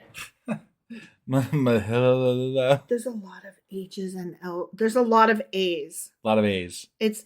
Can I see it? I'm just curious. Whoa. Mahalath. Okay. It's a Maskil of David. Okay. You don't know. Okay. Yeah. Okay. Okay. Well, there's like 4 A's in there. Whatever. There's 3. There's 3, 4, whatever. Anyways, you want to read? No, I don't. I mean, I just wanted to see what you were mahalaling about. It's more fun to say it. Oh, okay. All right. Yeah. The fool says in his heart, there is no God. I'm a fool. Sign me up. Me too. Honey, are you a fool? I'm a fool. I'm a fool too. Want to get married? I need to make a t-shirt that says I'm a fool. Do you want to marry me? Yeah, sure. Okay. Wait. That did not sound... We're already married. It didn't sound enthusiastic. Let's try it again. Hey, I'm a fool. Are you a fool? Yes, I am. Would you like to marry me? Fuck yeah. Goddamn right you do. Okay. So there's no God, says the fool, right? They are corrupt and their ways are vile. There is no one who does good. Ugh. God looks down from heaven on the sons of men to see if there are any who understand, any who seek God. Everyone is turned away. My goodness. They have together become corrupt. I mean, can you even?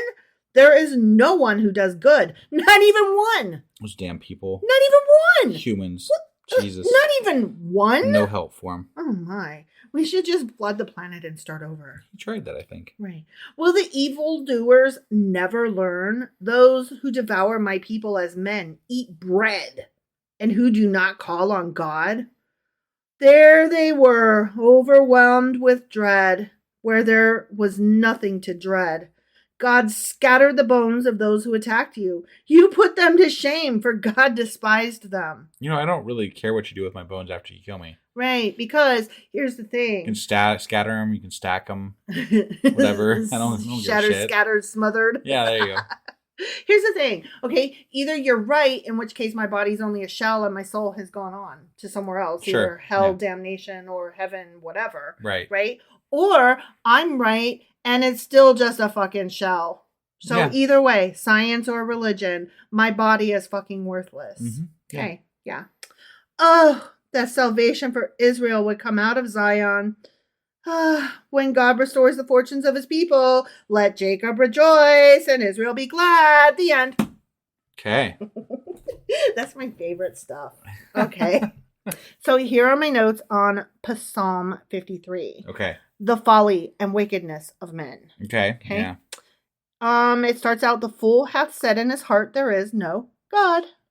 There is no God. There is no God. I don't even say it in my heart. I say it out loud. I say it in my heart, in my brain. I say it in my toes. I say it on Twitter. I say it also on Twitter. No, I don't, because I don't get on Twitter. I say it on Discord. If y'all join us there, you'd see. Right? Get on Discord, motherfuckers. Okay, anyway, this Psalm number 53 is nearly identical to Psalm 14. It's a lament to the destruction of the first temple. 14 was. Okay. But that's because 14 uses the covenant name of God, Yahweh, with all the missing letters. Yeah. Typical of the Psalms in Book 1 of Psalms. Book 1. Okay. Right? Yep. Okay. Modern interpreters classify this psalm as a lament to the destruction of the second temple. Okay. And this psalm, Psalm 53, uses Elohim, which is typical of the Psalms in Book 2, which is where we are, which is Psalms 42 through 72. Okay. Yeah. Another difference between these two Psalms is that there is a reference to a refuge for the poor in Psalm 14, so earlier on. But that little line is missing from Psalm 53. Got it. What's really funny is that somewhere in the New Testament, and I forgot to care, so I didn't write the note down. Right. Somebody quotes, like one of those Matthew, Mark, Luke, John, Peter, Paul and Mary kind of guys, like one of them people, quotes either 14 or 53, and because they're fucking identical-ish, we don't know which one they're quoting. Oh, yeah. Yeah. So nifty. Like, way to cite your source, dudes. Right. So that is the end of those 3 psalms and my notes on them. Okay. Sounds good. Okay. So that's all we got for tonight. And let's see. We will be back tomorrow with Psalms 54, 55, and 56. All right. We'll see you guys then. Yep. Bye.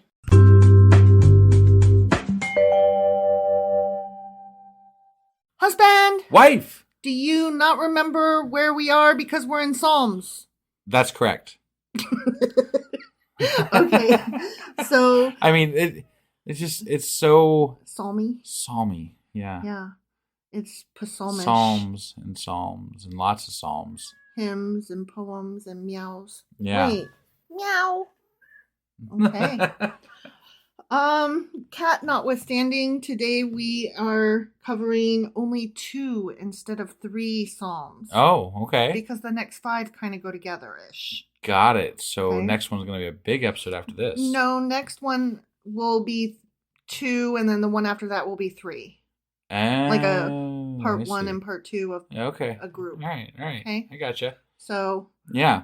kind of. We'll talk about it. Okay. Okay. All right. But for today. Well, before you get into what we're covering today, Okay. I do want to say one thing. We have a new subscriber on Patreon. Oh. Yeah. What? And their name is Brady L. Brady L. So, and we affectionately know them as Breddy on Discord. I wondered. Brady, So- thank you.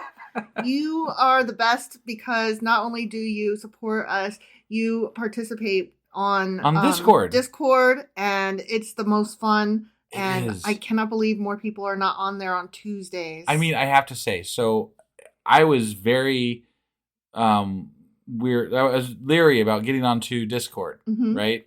But I have really enjoyed our time that we spend on there. Mhm. We get to like chat with people and we hang out with fans. hang out with fans. It's Mhm. great. Mm-hmm. Right now, there's 3 that come regularly every Tuesday, and what is it? It's at 10 p.m. Eastern. Yep. And they interact with us and joke around with us, and we yak about stuff. Might be what we were just reading, might be just silly Whatever. things that are happening. Yeah. Whatever. No, we have a good old time. Yeah. For sure. So highly recommend. But Brady, thank you so much for your interaction and your support. You are so appreciated. Yeah, definitely. And we love all of our patrons. We love the support. We love that you guys love us. That's such an amazing feeling. Thank you for loving me. And if you would like to become a patron, you can do that as well by going to patreon.com/sacrilegious discourse. And there's levels starting as low as $2. It's like 7 cents a day. That's maths. I mean, yeah. That's small maths. It's small maths. Yeah. You could find that on the ground probably. Yeah, it's less than Just a cup saying. of coffee. Right. Jiminy. And it helps It us. does. It does help Not us. you. Thank you. I mean, you're $2 poorer. But Oh my gosh. Way to lay it out. We don't want to hurt you. We just want us to do better. yeah, that's Yeah. all. So Yeah. if you can help us, that'd be awesome. That would be awesome. Anyway, what are we going over today? Today we are reading Psalms 54 and 55. So it's going to be a quickie. Okay. Well, let's go ahead and get into it. Okie dokie.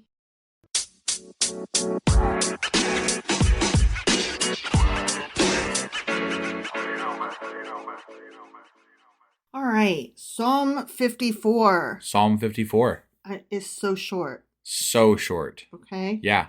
Here we go. For the director of music with stringed instruments, a maskil of David. When the Zaphites had gone to Saul and said, "Is not David hiding among us?" Okay. Okay. That's Yeah. a long supra text or whatever the fuck they call those. When was he hiding among them? I don't Uh, recall that. I mean, he was hiding in that cave that one time, and that was kind of among them. Didn't he pretend to join their little crew Did for a he? bit? I didn't think he did. I don't remember. I could be wrong. I get all my kings confused with each I know other, you quite do. honestly. Yeah, so don't even ask me questions. Right. If it isn't written down for me to in my own notes Right. to reference later, I just won't remember it. True. Sorry. Okay, here we go. Uh-huh. Save me, O God, by your name. Vindicate me by your might. Hear my prayer, O God. Listen to the words of my mouth. Yeah, those are usually where they Those come words, from. not the words in my brain or my foot. Or my ass. Why did that People make talk me- out their ass, you Why know? did that make me laugh, though? Oh my Yeah. gosh. Okay, strangers are attacking me. I mean, Ruthless men seek my life. Men without regard for God. Salah. how do you know? Do you question them before they try to kill you? Well, they're of quote unquote those people. Or is it just because they're trying to kill you? They're trying to kill you because you are of a different God than them. That's your assumption. But you're in a battle. Well, they're coming to get you because your gods don't agree with each other. I guess. All right. Surely God is my help. The Lord is the one who sustains me. Let evil recoil on those who slander me. In your faithfulness, destroy them. I will sacrifice a free will offering to you. I will praise your name, O Lord, for it is good. For he has delivered me from all my troubles, and my eyes have looked in triumph on my foes. That's good stuff. Right? Yeah. Okay. Yeah, destroy. Destroy. Go get him. Kill him. You're such a good God. Right. All right. Psalm 54 notes. Yeah.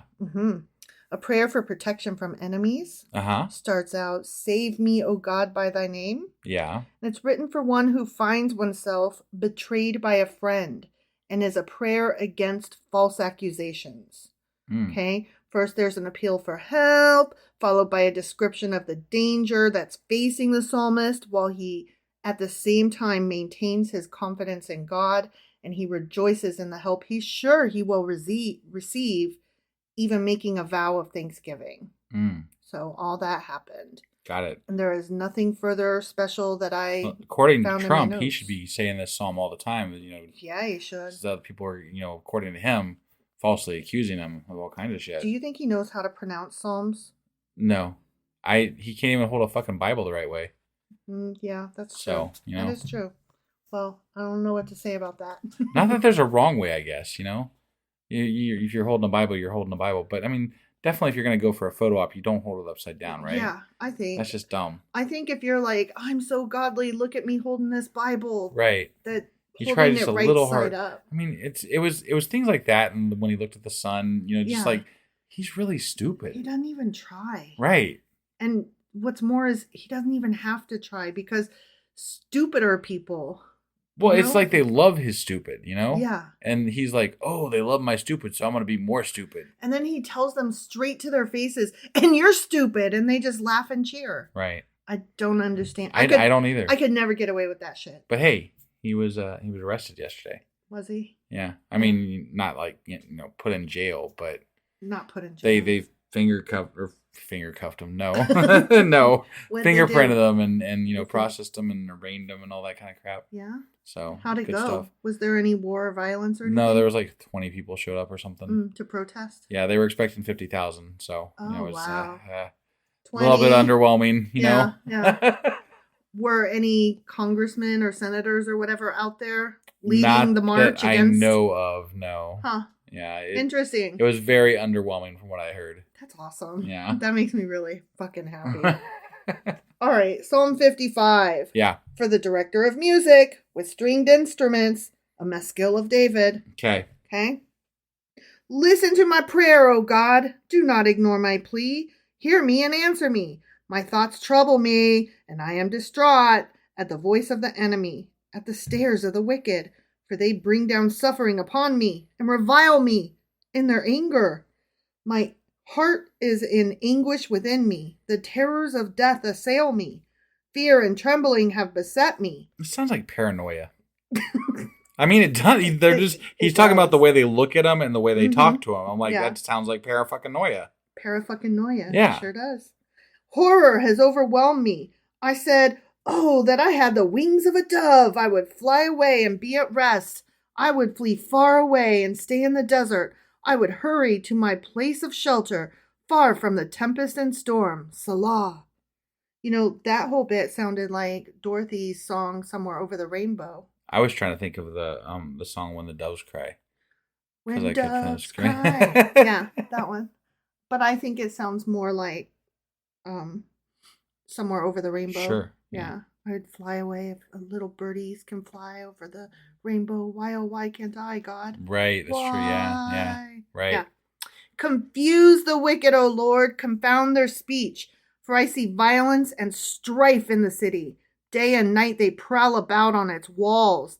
Malice and abuse are within it. Oh my God, this sounds so much like how Republicans talk about Black Lives Matters movements and the protests and shit and the Antifa and They're all coming that. to get you. Right. Yeah. It's still paranoia. It is. Paranoia. Yeah. Destructive forces are at work in the city. Threats and lies never leave its streets. If an enemy were insulting me, I could endure it. If a foe were raising himself against me, I could hide from him. But it is you, a man like myself, my companion, my close friend, with whom I once enjoyed sweet fellowship as we walked with the throng at the house of God. Let death take my enemies by surprise. Man. Let them go down alive to the grave, for evil finds lodging among them. He hasn't even said that they're like threatening him, other than like weird looks and voices and shit. Yeah. That's just not enough to like wish death on people, in my opinion. No, me neither. But I call to God, and the Lord saves me. Evening, morning, and noon, I cry out in distress. Jeez. And he hears my voice. He ransoms me unharmed from the battle waged against me, even though many oppose me. What's that noise over there? Oh, that's just Tom wailing again to God. I don't know. He's always over there crying to God about to it. save him. Jesus Christ, what the fuck? God, who is enthroned forever, will hear them and afflict them. Men who never change their ways and have no fear of God. Salah. My companion attacks his friends. He violates his covenant. His speech is smooth as butter. Yet war is in his heart. His words are more soothing than oil, yet they drown swords. Cast your cares on the Lord, and he will sustain you. He will never let the righteous fall. But you, O God, will bring down the wicked into the pit of corruption. Bloodthirsty and deceitful men will not live out half their days. But as for me, I trust you. I feel like God is kind of bloodthirsty and deceitful, and he's kind of the thing that he's like, he shouldn't be the one. I don't know, whatever. I don't know what I'm trying to say, but he's kind of an asshole. Well, he's instilling fear in people and encouraging people to have fear of each other. Right. And then they're like, I'm scared. And it shouldn't be that way. Yeah, there's such a parallel here between like the right-wing media of today and how they're instilling fear in people and what's happening because of it. Like the Bible is the same thing. And the Bible was the earliest form of Fox News. I mean, right? Yeah. Yeah. It's true. It's crazy. All right, here's my Psalm 55 notes. Okay. A prayer for the destruction of the deceitful starts, give ear to my prayer, O God. This psalm is a lament in which the author grieves because he is surrounded by enemies and one of his closest friends has betrayed him. Yeah. Just like the last one. The anonymous author may have been an Israelite living in a foreign city, and the false friend could be another Israelite living there. That could be. Could be. That could be the thing. Could be. Who knows? Yeah. Who That's knows? as plausible as the next thing. Right. I guess. Sure. It is unclear whether the psalm was written by a single author or not. And some scholars suggest that several verses are fragments by a different author, which were inserted into the text of the original psalm. I love how we're hypothesizing about who wrote it and everything, and then we're like, but maybe it wasn't just one person. Right. So which one are we? I mean, like, does it even matter? But if you it was written by some if you ask a Christian, it was David. You know what I mean? Well, or it was God. Lots of people think that God wrote the whole fucking Bible. Well, no, most people believe that God appointed men touched by him. Right. Which in their eyes is God basically wrote the Bible. Right. Like there are people that actually say that, like God wrote the Bible, and then you're like, no, man wrote the Bible, and they're like, but they wrote the Bible through God, and it's like, okay, right, okay. So have you read the fucking thing? So we can't have a conversation about this. Yeah, got it. Okay. Like we could, but you're not gonna like this conversation because you're wrong. Yeah, you're so wrong. Yeah, That's it. That's okay. Anyway, that was Psalm sucks, Bible sucks, Christians suck, Republicans suck. Right. Fox it was a News short sucks. episode today. Yep. So sorry. Ran out of Lots of stuff. So that was still Psalms chapters 54 and 55. Yeah, those are the ones. Yep. All right. Thanks, guys. As always, and we will be back tomorrow with Okay, so we're going to talk a little bit about Psalm 16, a little bit of a throwback. Oh. And then we're going to get into 56 and 57, which is the first two in this group of 5 here. Got it. Okay. Okay. Got it? Well, we'll see you guys then. All right. All right. Bye.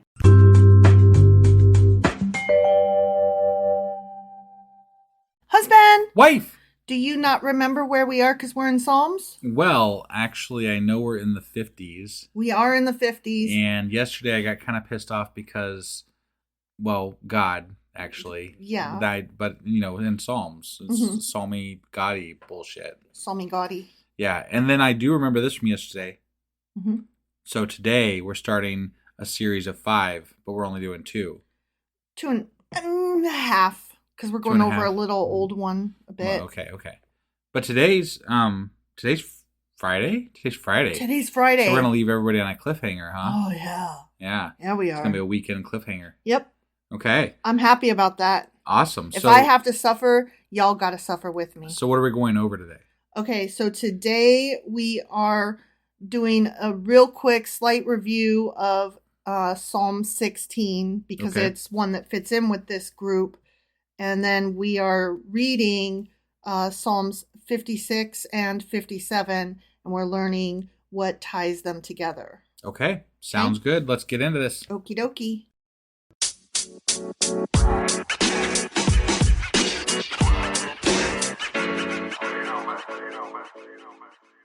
Okay, so this group has in their header something that refers to them as a miktam. Miktam. Miktam. Okay. Miktam. Got it. Okay. And so I was like, the fuck is a miktam? Yeah, what is a right? miktam? So a miktam is a word of unknown meaning found in the headings of Psalms 16 and 56 through 60. Okay. Okay. Yep. These 6 psalms are associated with King David, and they may have formed one of several smaller collections of psalms. Okay. Okay, so they probably were supposed to go together. I don't know why they got separated, but you notice that that's happened a lot in this stupid book. Well, yeah. I mean, they don't know how to write. No, it's not that they don't know how to write. It's also, it's not just that they don't know how to write, because they don't. But it's also that the people that decided to put this together in its final form, Yeah. it's like they took all the papers and threw them up in a pile, and however they landed, then they shuffled them together into one deck and were like, here goes some psalms. That's kind of what I imagine happened, actually. I really think that that's what happened, because why? Why Right. are these number 16 is nowhere near 56? Right. It's just stupid. Yeah. And that's not the first time this has happened. Right. So, I think, you know what? They probably thought God would sort it out for them. They You know, probably did. That's why they threw him up in the air. And then God was like, if you really love me, you'll figure it out. It's like, okay, well, I guess I don't love you because I ain't figuring it out. Right. But Right. whatever. Yeah. Miktam corresponds to the Babylonian Nakamu lid, which is a metal cover for a vessel. Okay. But efforts to derive a meaning for the obscure term as used in the Psalms have not been convincing. So we still don't know what the fuck it is, other than in Babylonian, the word means lid. Okay. Okay. All right. Some scholars suggest that it may mean restricted by the meter or conformed to poetical measure. I don't really know. Like, Sure. I don't really get it. Okay. In modern Hebrew, the word has come to mean epigram, and numerous collections of Hebrew epigrams have used that word in their titles. And then I was like, hang on, I'm an English major, but what's an epigram again?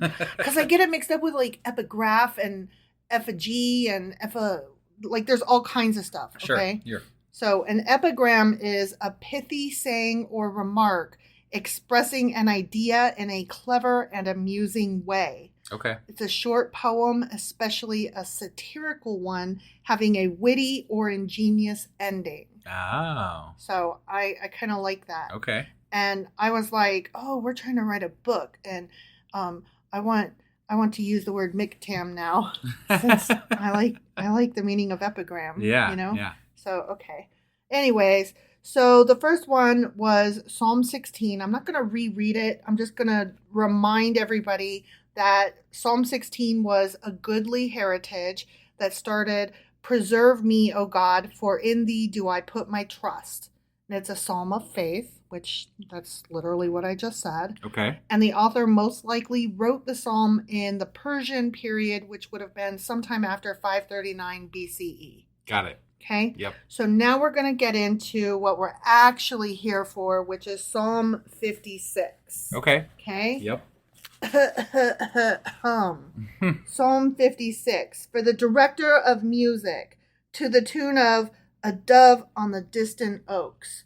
Or as I like to call it, "A Dove Cries." You just took what I said yesterday. I did. But this literally has a dove. Yeah. So, how could I had a not? dove. Well, this one has a better dove. Oh, okay. Okay. Of David, a Miktam, when the Philistines had seized him in Gath. Okay. Okay. Yeah. Be merciful to me, O God, for men hotly pursue me. All day long they press their attack.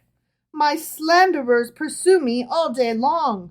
Many are attacking me in their pride. Oh, so more paranoia. Yeah. Got it. Okay. When I am afraid, I will trust in you. In God, whose word I praise. In God I trust. I will not be afraid. What can mortal man do to me? I mean, they can cut do a you lot up. of things. Yeah. They can chop your shit up. They could steal your eye. They can do more to you than God can. Yeah. Yeah. They can do lots of pain stuff to you. Right. Yeah. They can waterboard you. Right. Yeah. They can throw you in a prison. Right. They can bury you under rocks. Mm-hmm. Yeah. They can smoke you. You've thought this through very thoroughly. No, this is off the top of my fucking head. That's kind of scary. They can eat you for dinner. I mean, they can do all kinds of shit. Right. Okay? Yeah. Mm-hmm. All day long they twist my words. They are always plotting to harm me. They conspire. They lurk. They watch my steps, eager to take my life. On no account let them escape. In your anger, O God, bring down the nations. Here goes some more Jeez. God. Like he's assuming they're plotting against him, Mhm. and he's like, kill them. The entire All. nation of them. All of them. Yeah. And it's once again this one guy telling God how to Elohim. Right. Record my lament. List my tears on your scroll. Are they not in your record? Then my enemies will turn back when I call for help. By this I will know that God is for me.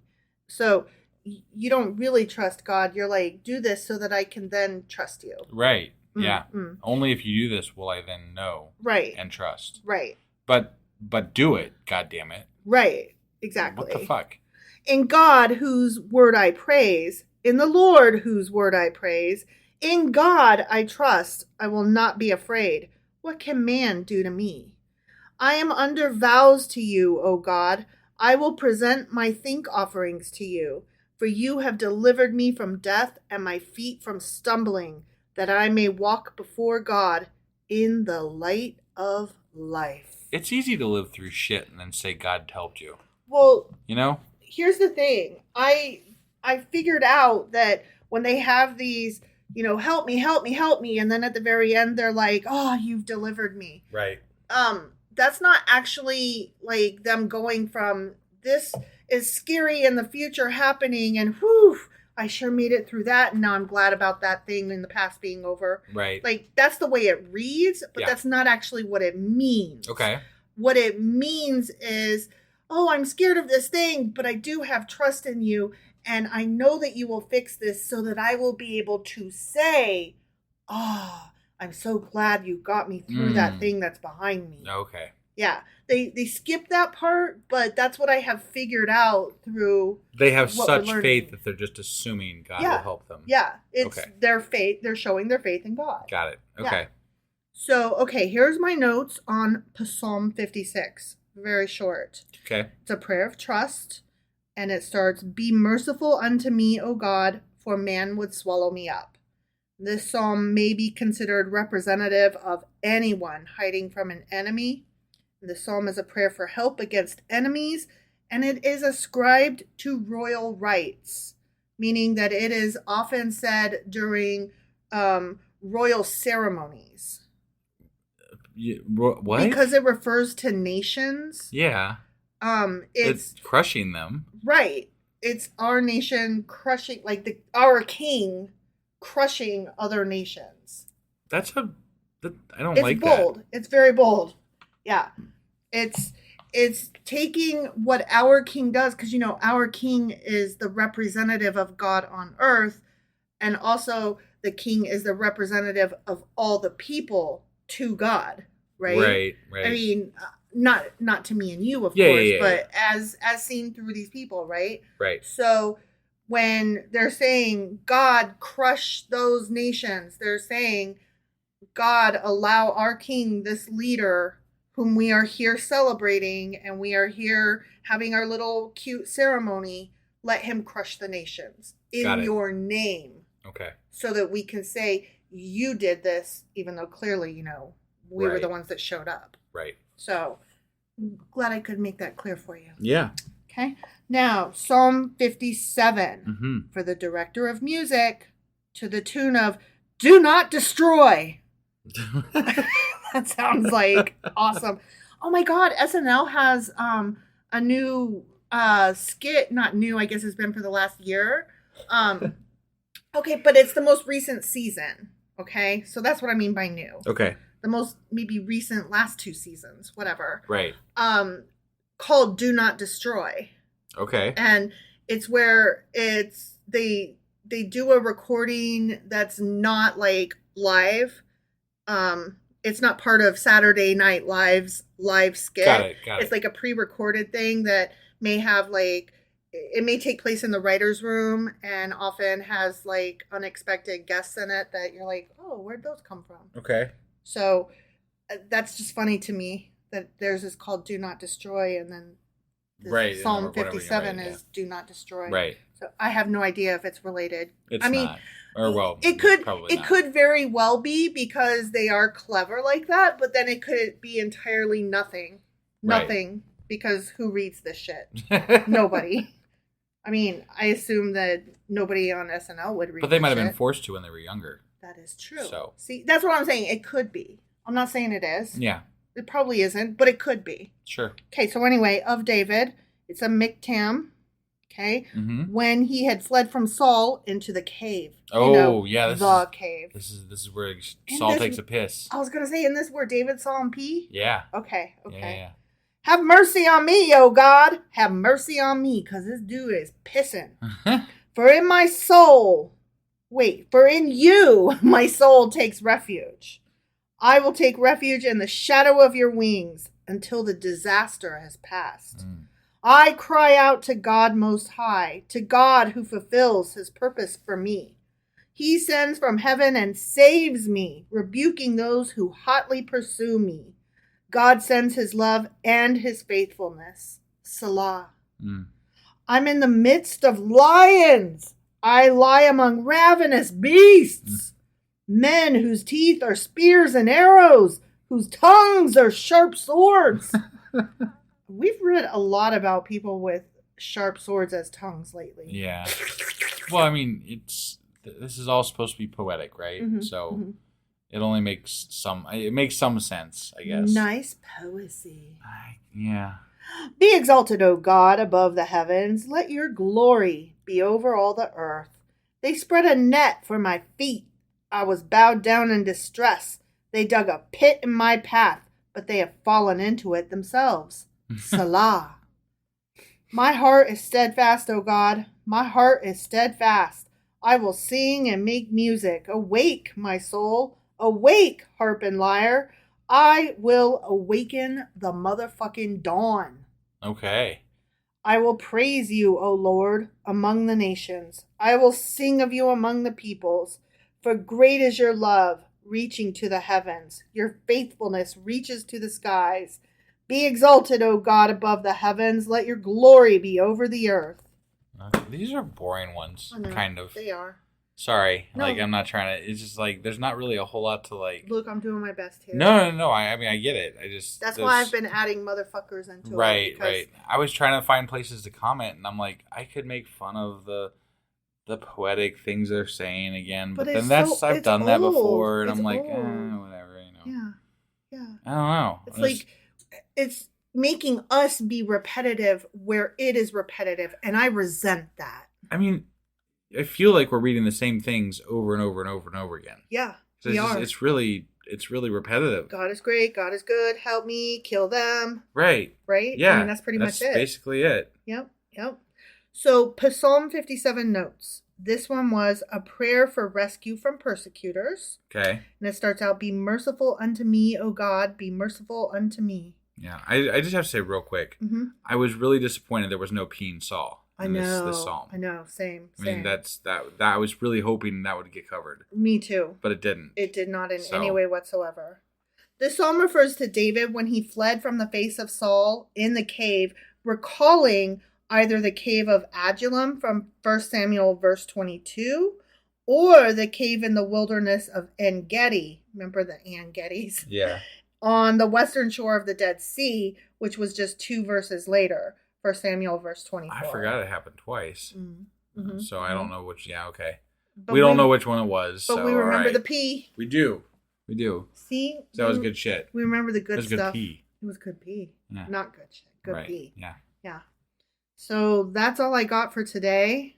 Okay. And I don't know if we're going to do some rabbit hole for Saturday, but I do know Sunday should be a Patreon. Yes. We need to figure out what we're doing. And we will do something. Yes. We will do something. We will do something. And I will try my damnedest not to forget to do the weekly wrap up. I know you've been so shit at that. Sucking at that. You have been shit. You need to put a reminder in your telephone. I really do. I should. You should. Yeah. I'm going to have I'll you do that. I'll do that. Okay. And then on Monday, we will be back with Psalms 58, 59, and 60. All right. For surezies. For surezies? Yeah, because that's going to finish up this McTam bit. Okay. All right. Okay. Yep. Well, we'll see you guys then. Alrighty. Bye. Bye.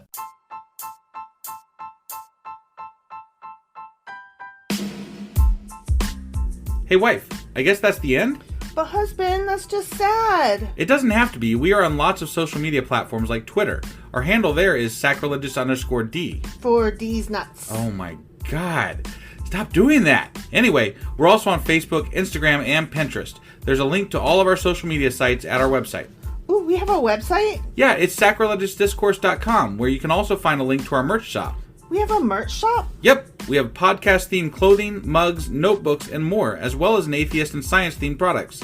Wow, our fans should really go check that out right now. Definitely. They can get in touch with us by sending an email to sacrilegiousdiscourse@gmail.com. But before they do that, we could really use some help. Oh yeah? With what? Well, it's not free running the podcast, and we need some financial support in order to get better equipment, which will free up time so we can concentrate on our podcast and our fans. Okay, so what should they do? Head over to patreon.com/sacrilegiousdiscourse and sign up as a contributor on our podcast. Supporters there receive additional bi-weekly episodes that we record just for our Patreon members for as little as $2 a month. Also, we'd really appreciate it if you would like and subscribe on whatever platform you're using. And Apple Podcast reviews help us out tremendously. Like and subscribe. Leave an Apple review. Join us on Twitter. Support us on Patreon. That's a lot of instructions. Don't forget to say thanks. Thanks. Okay, bye.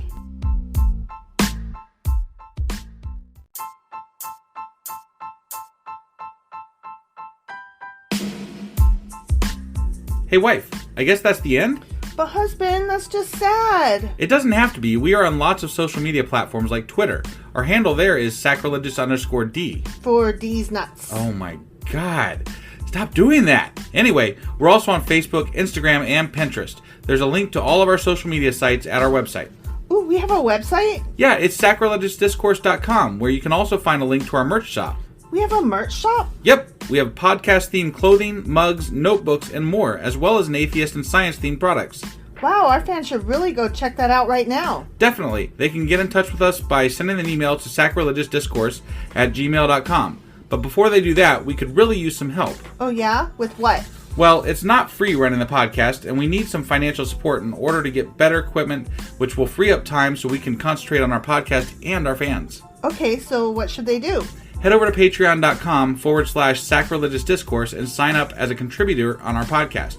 Supporters there receive additional bi-weekly episodes that we record just for our Patreon members for as little as $2 a month.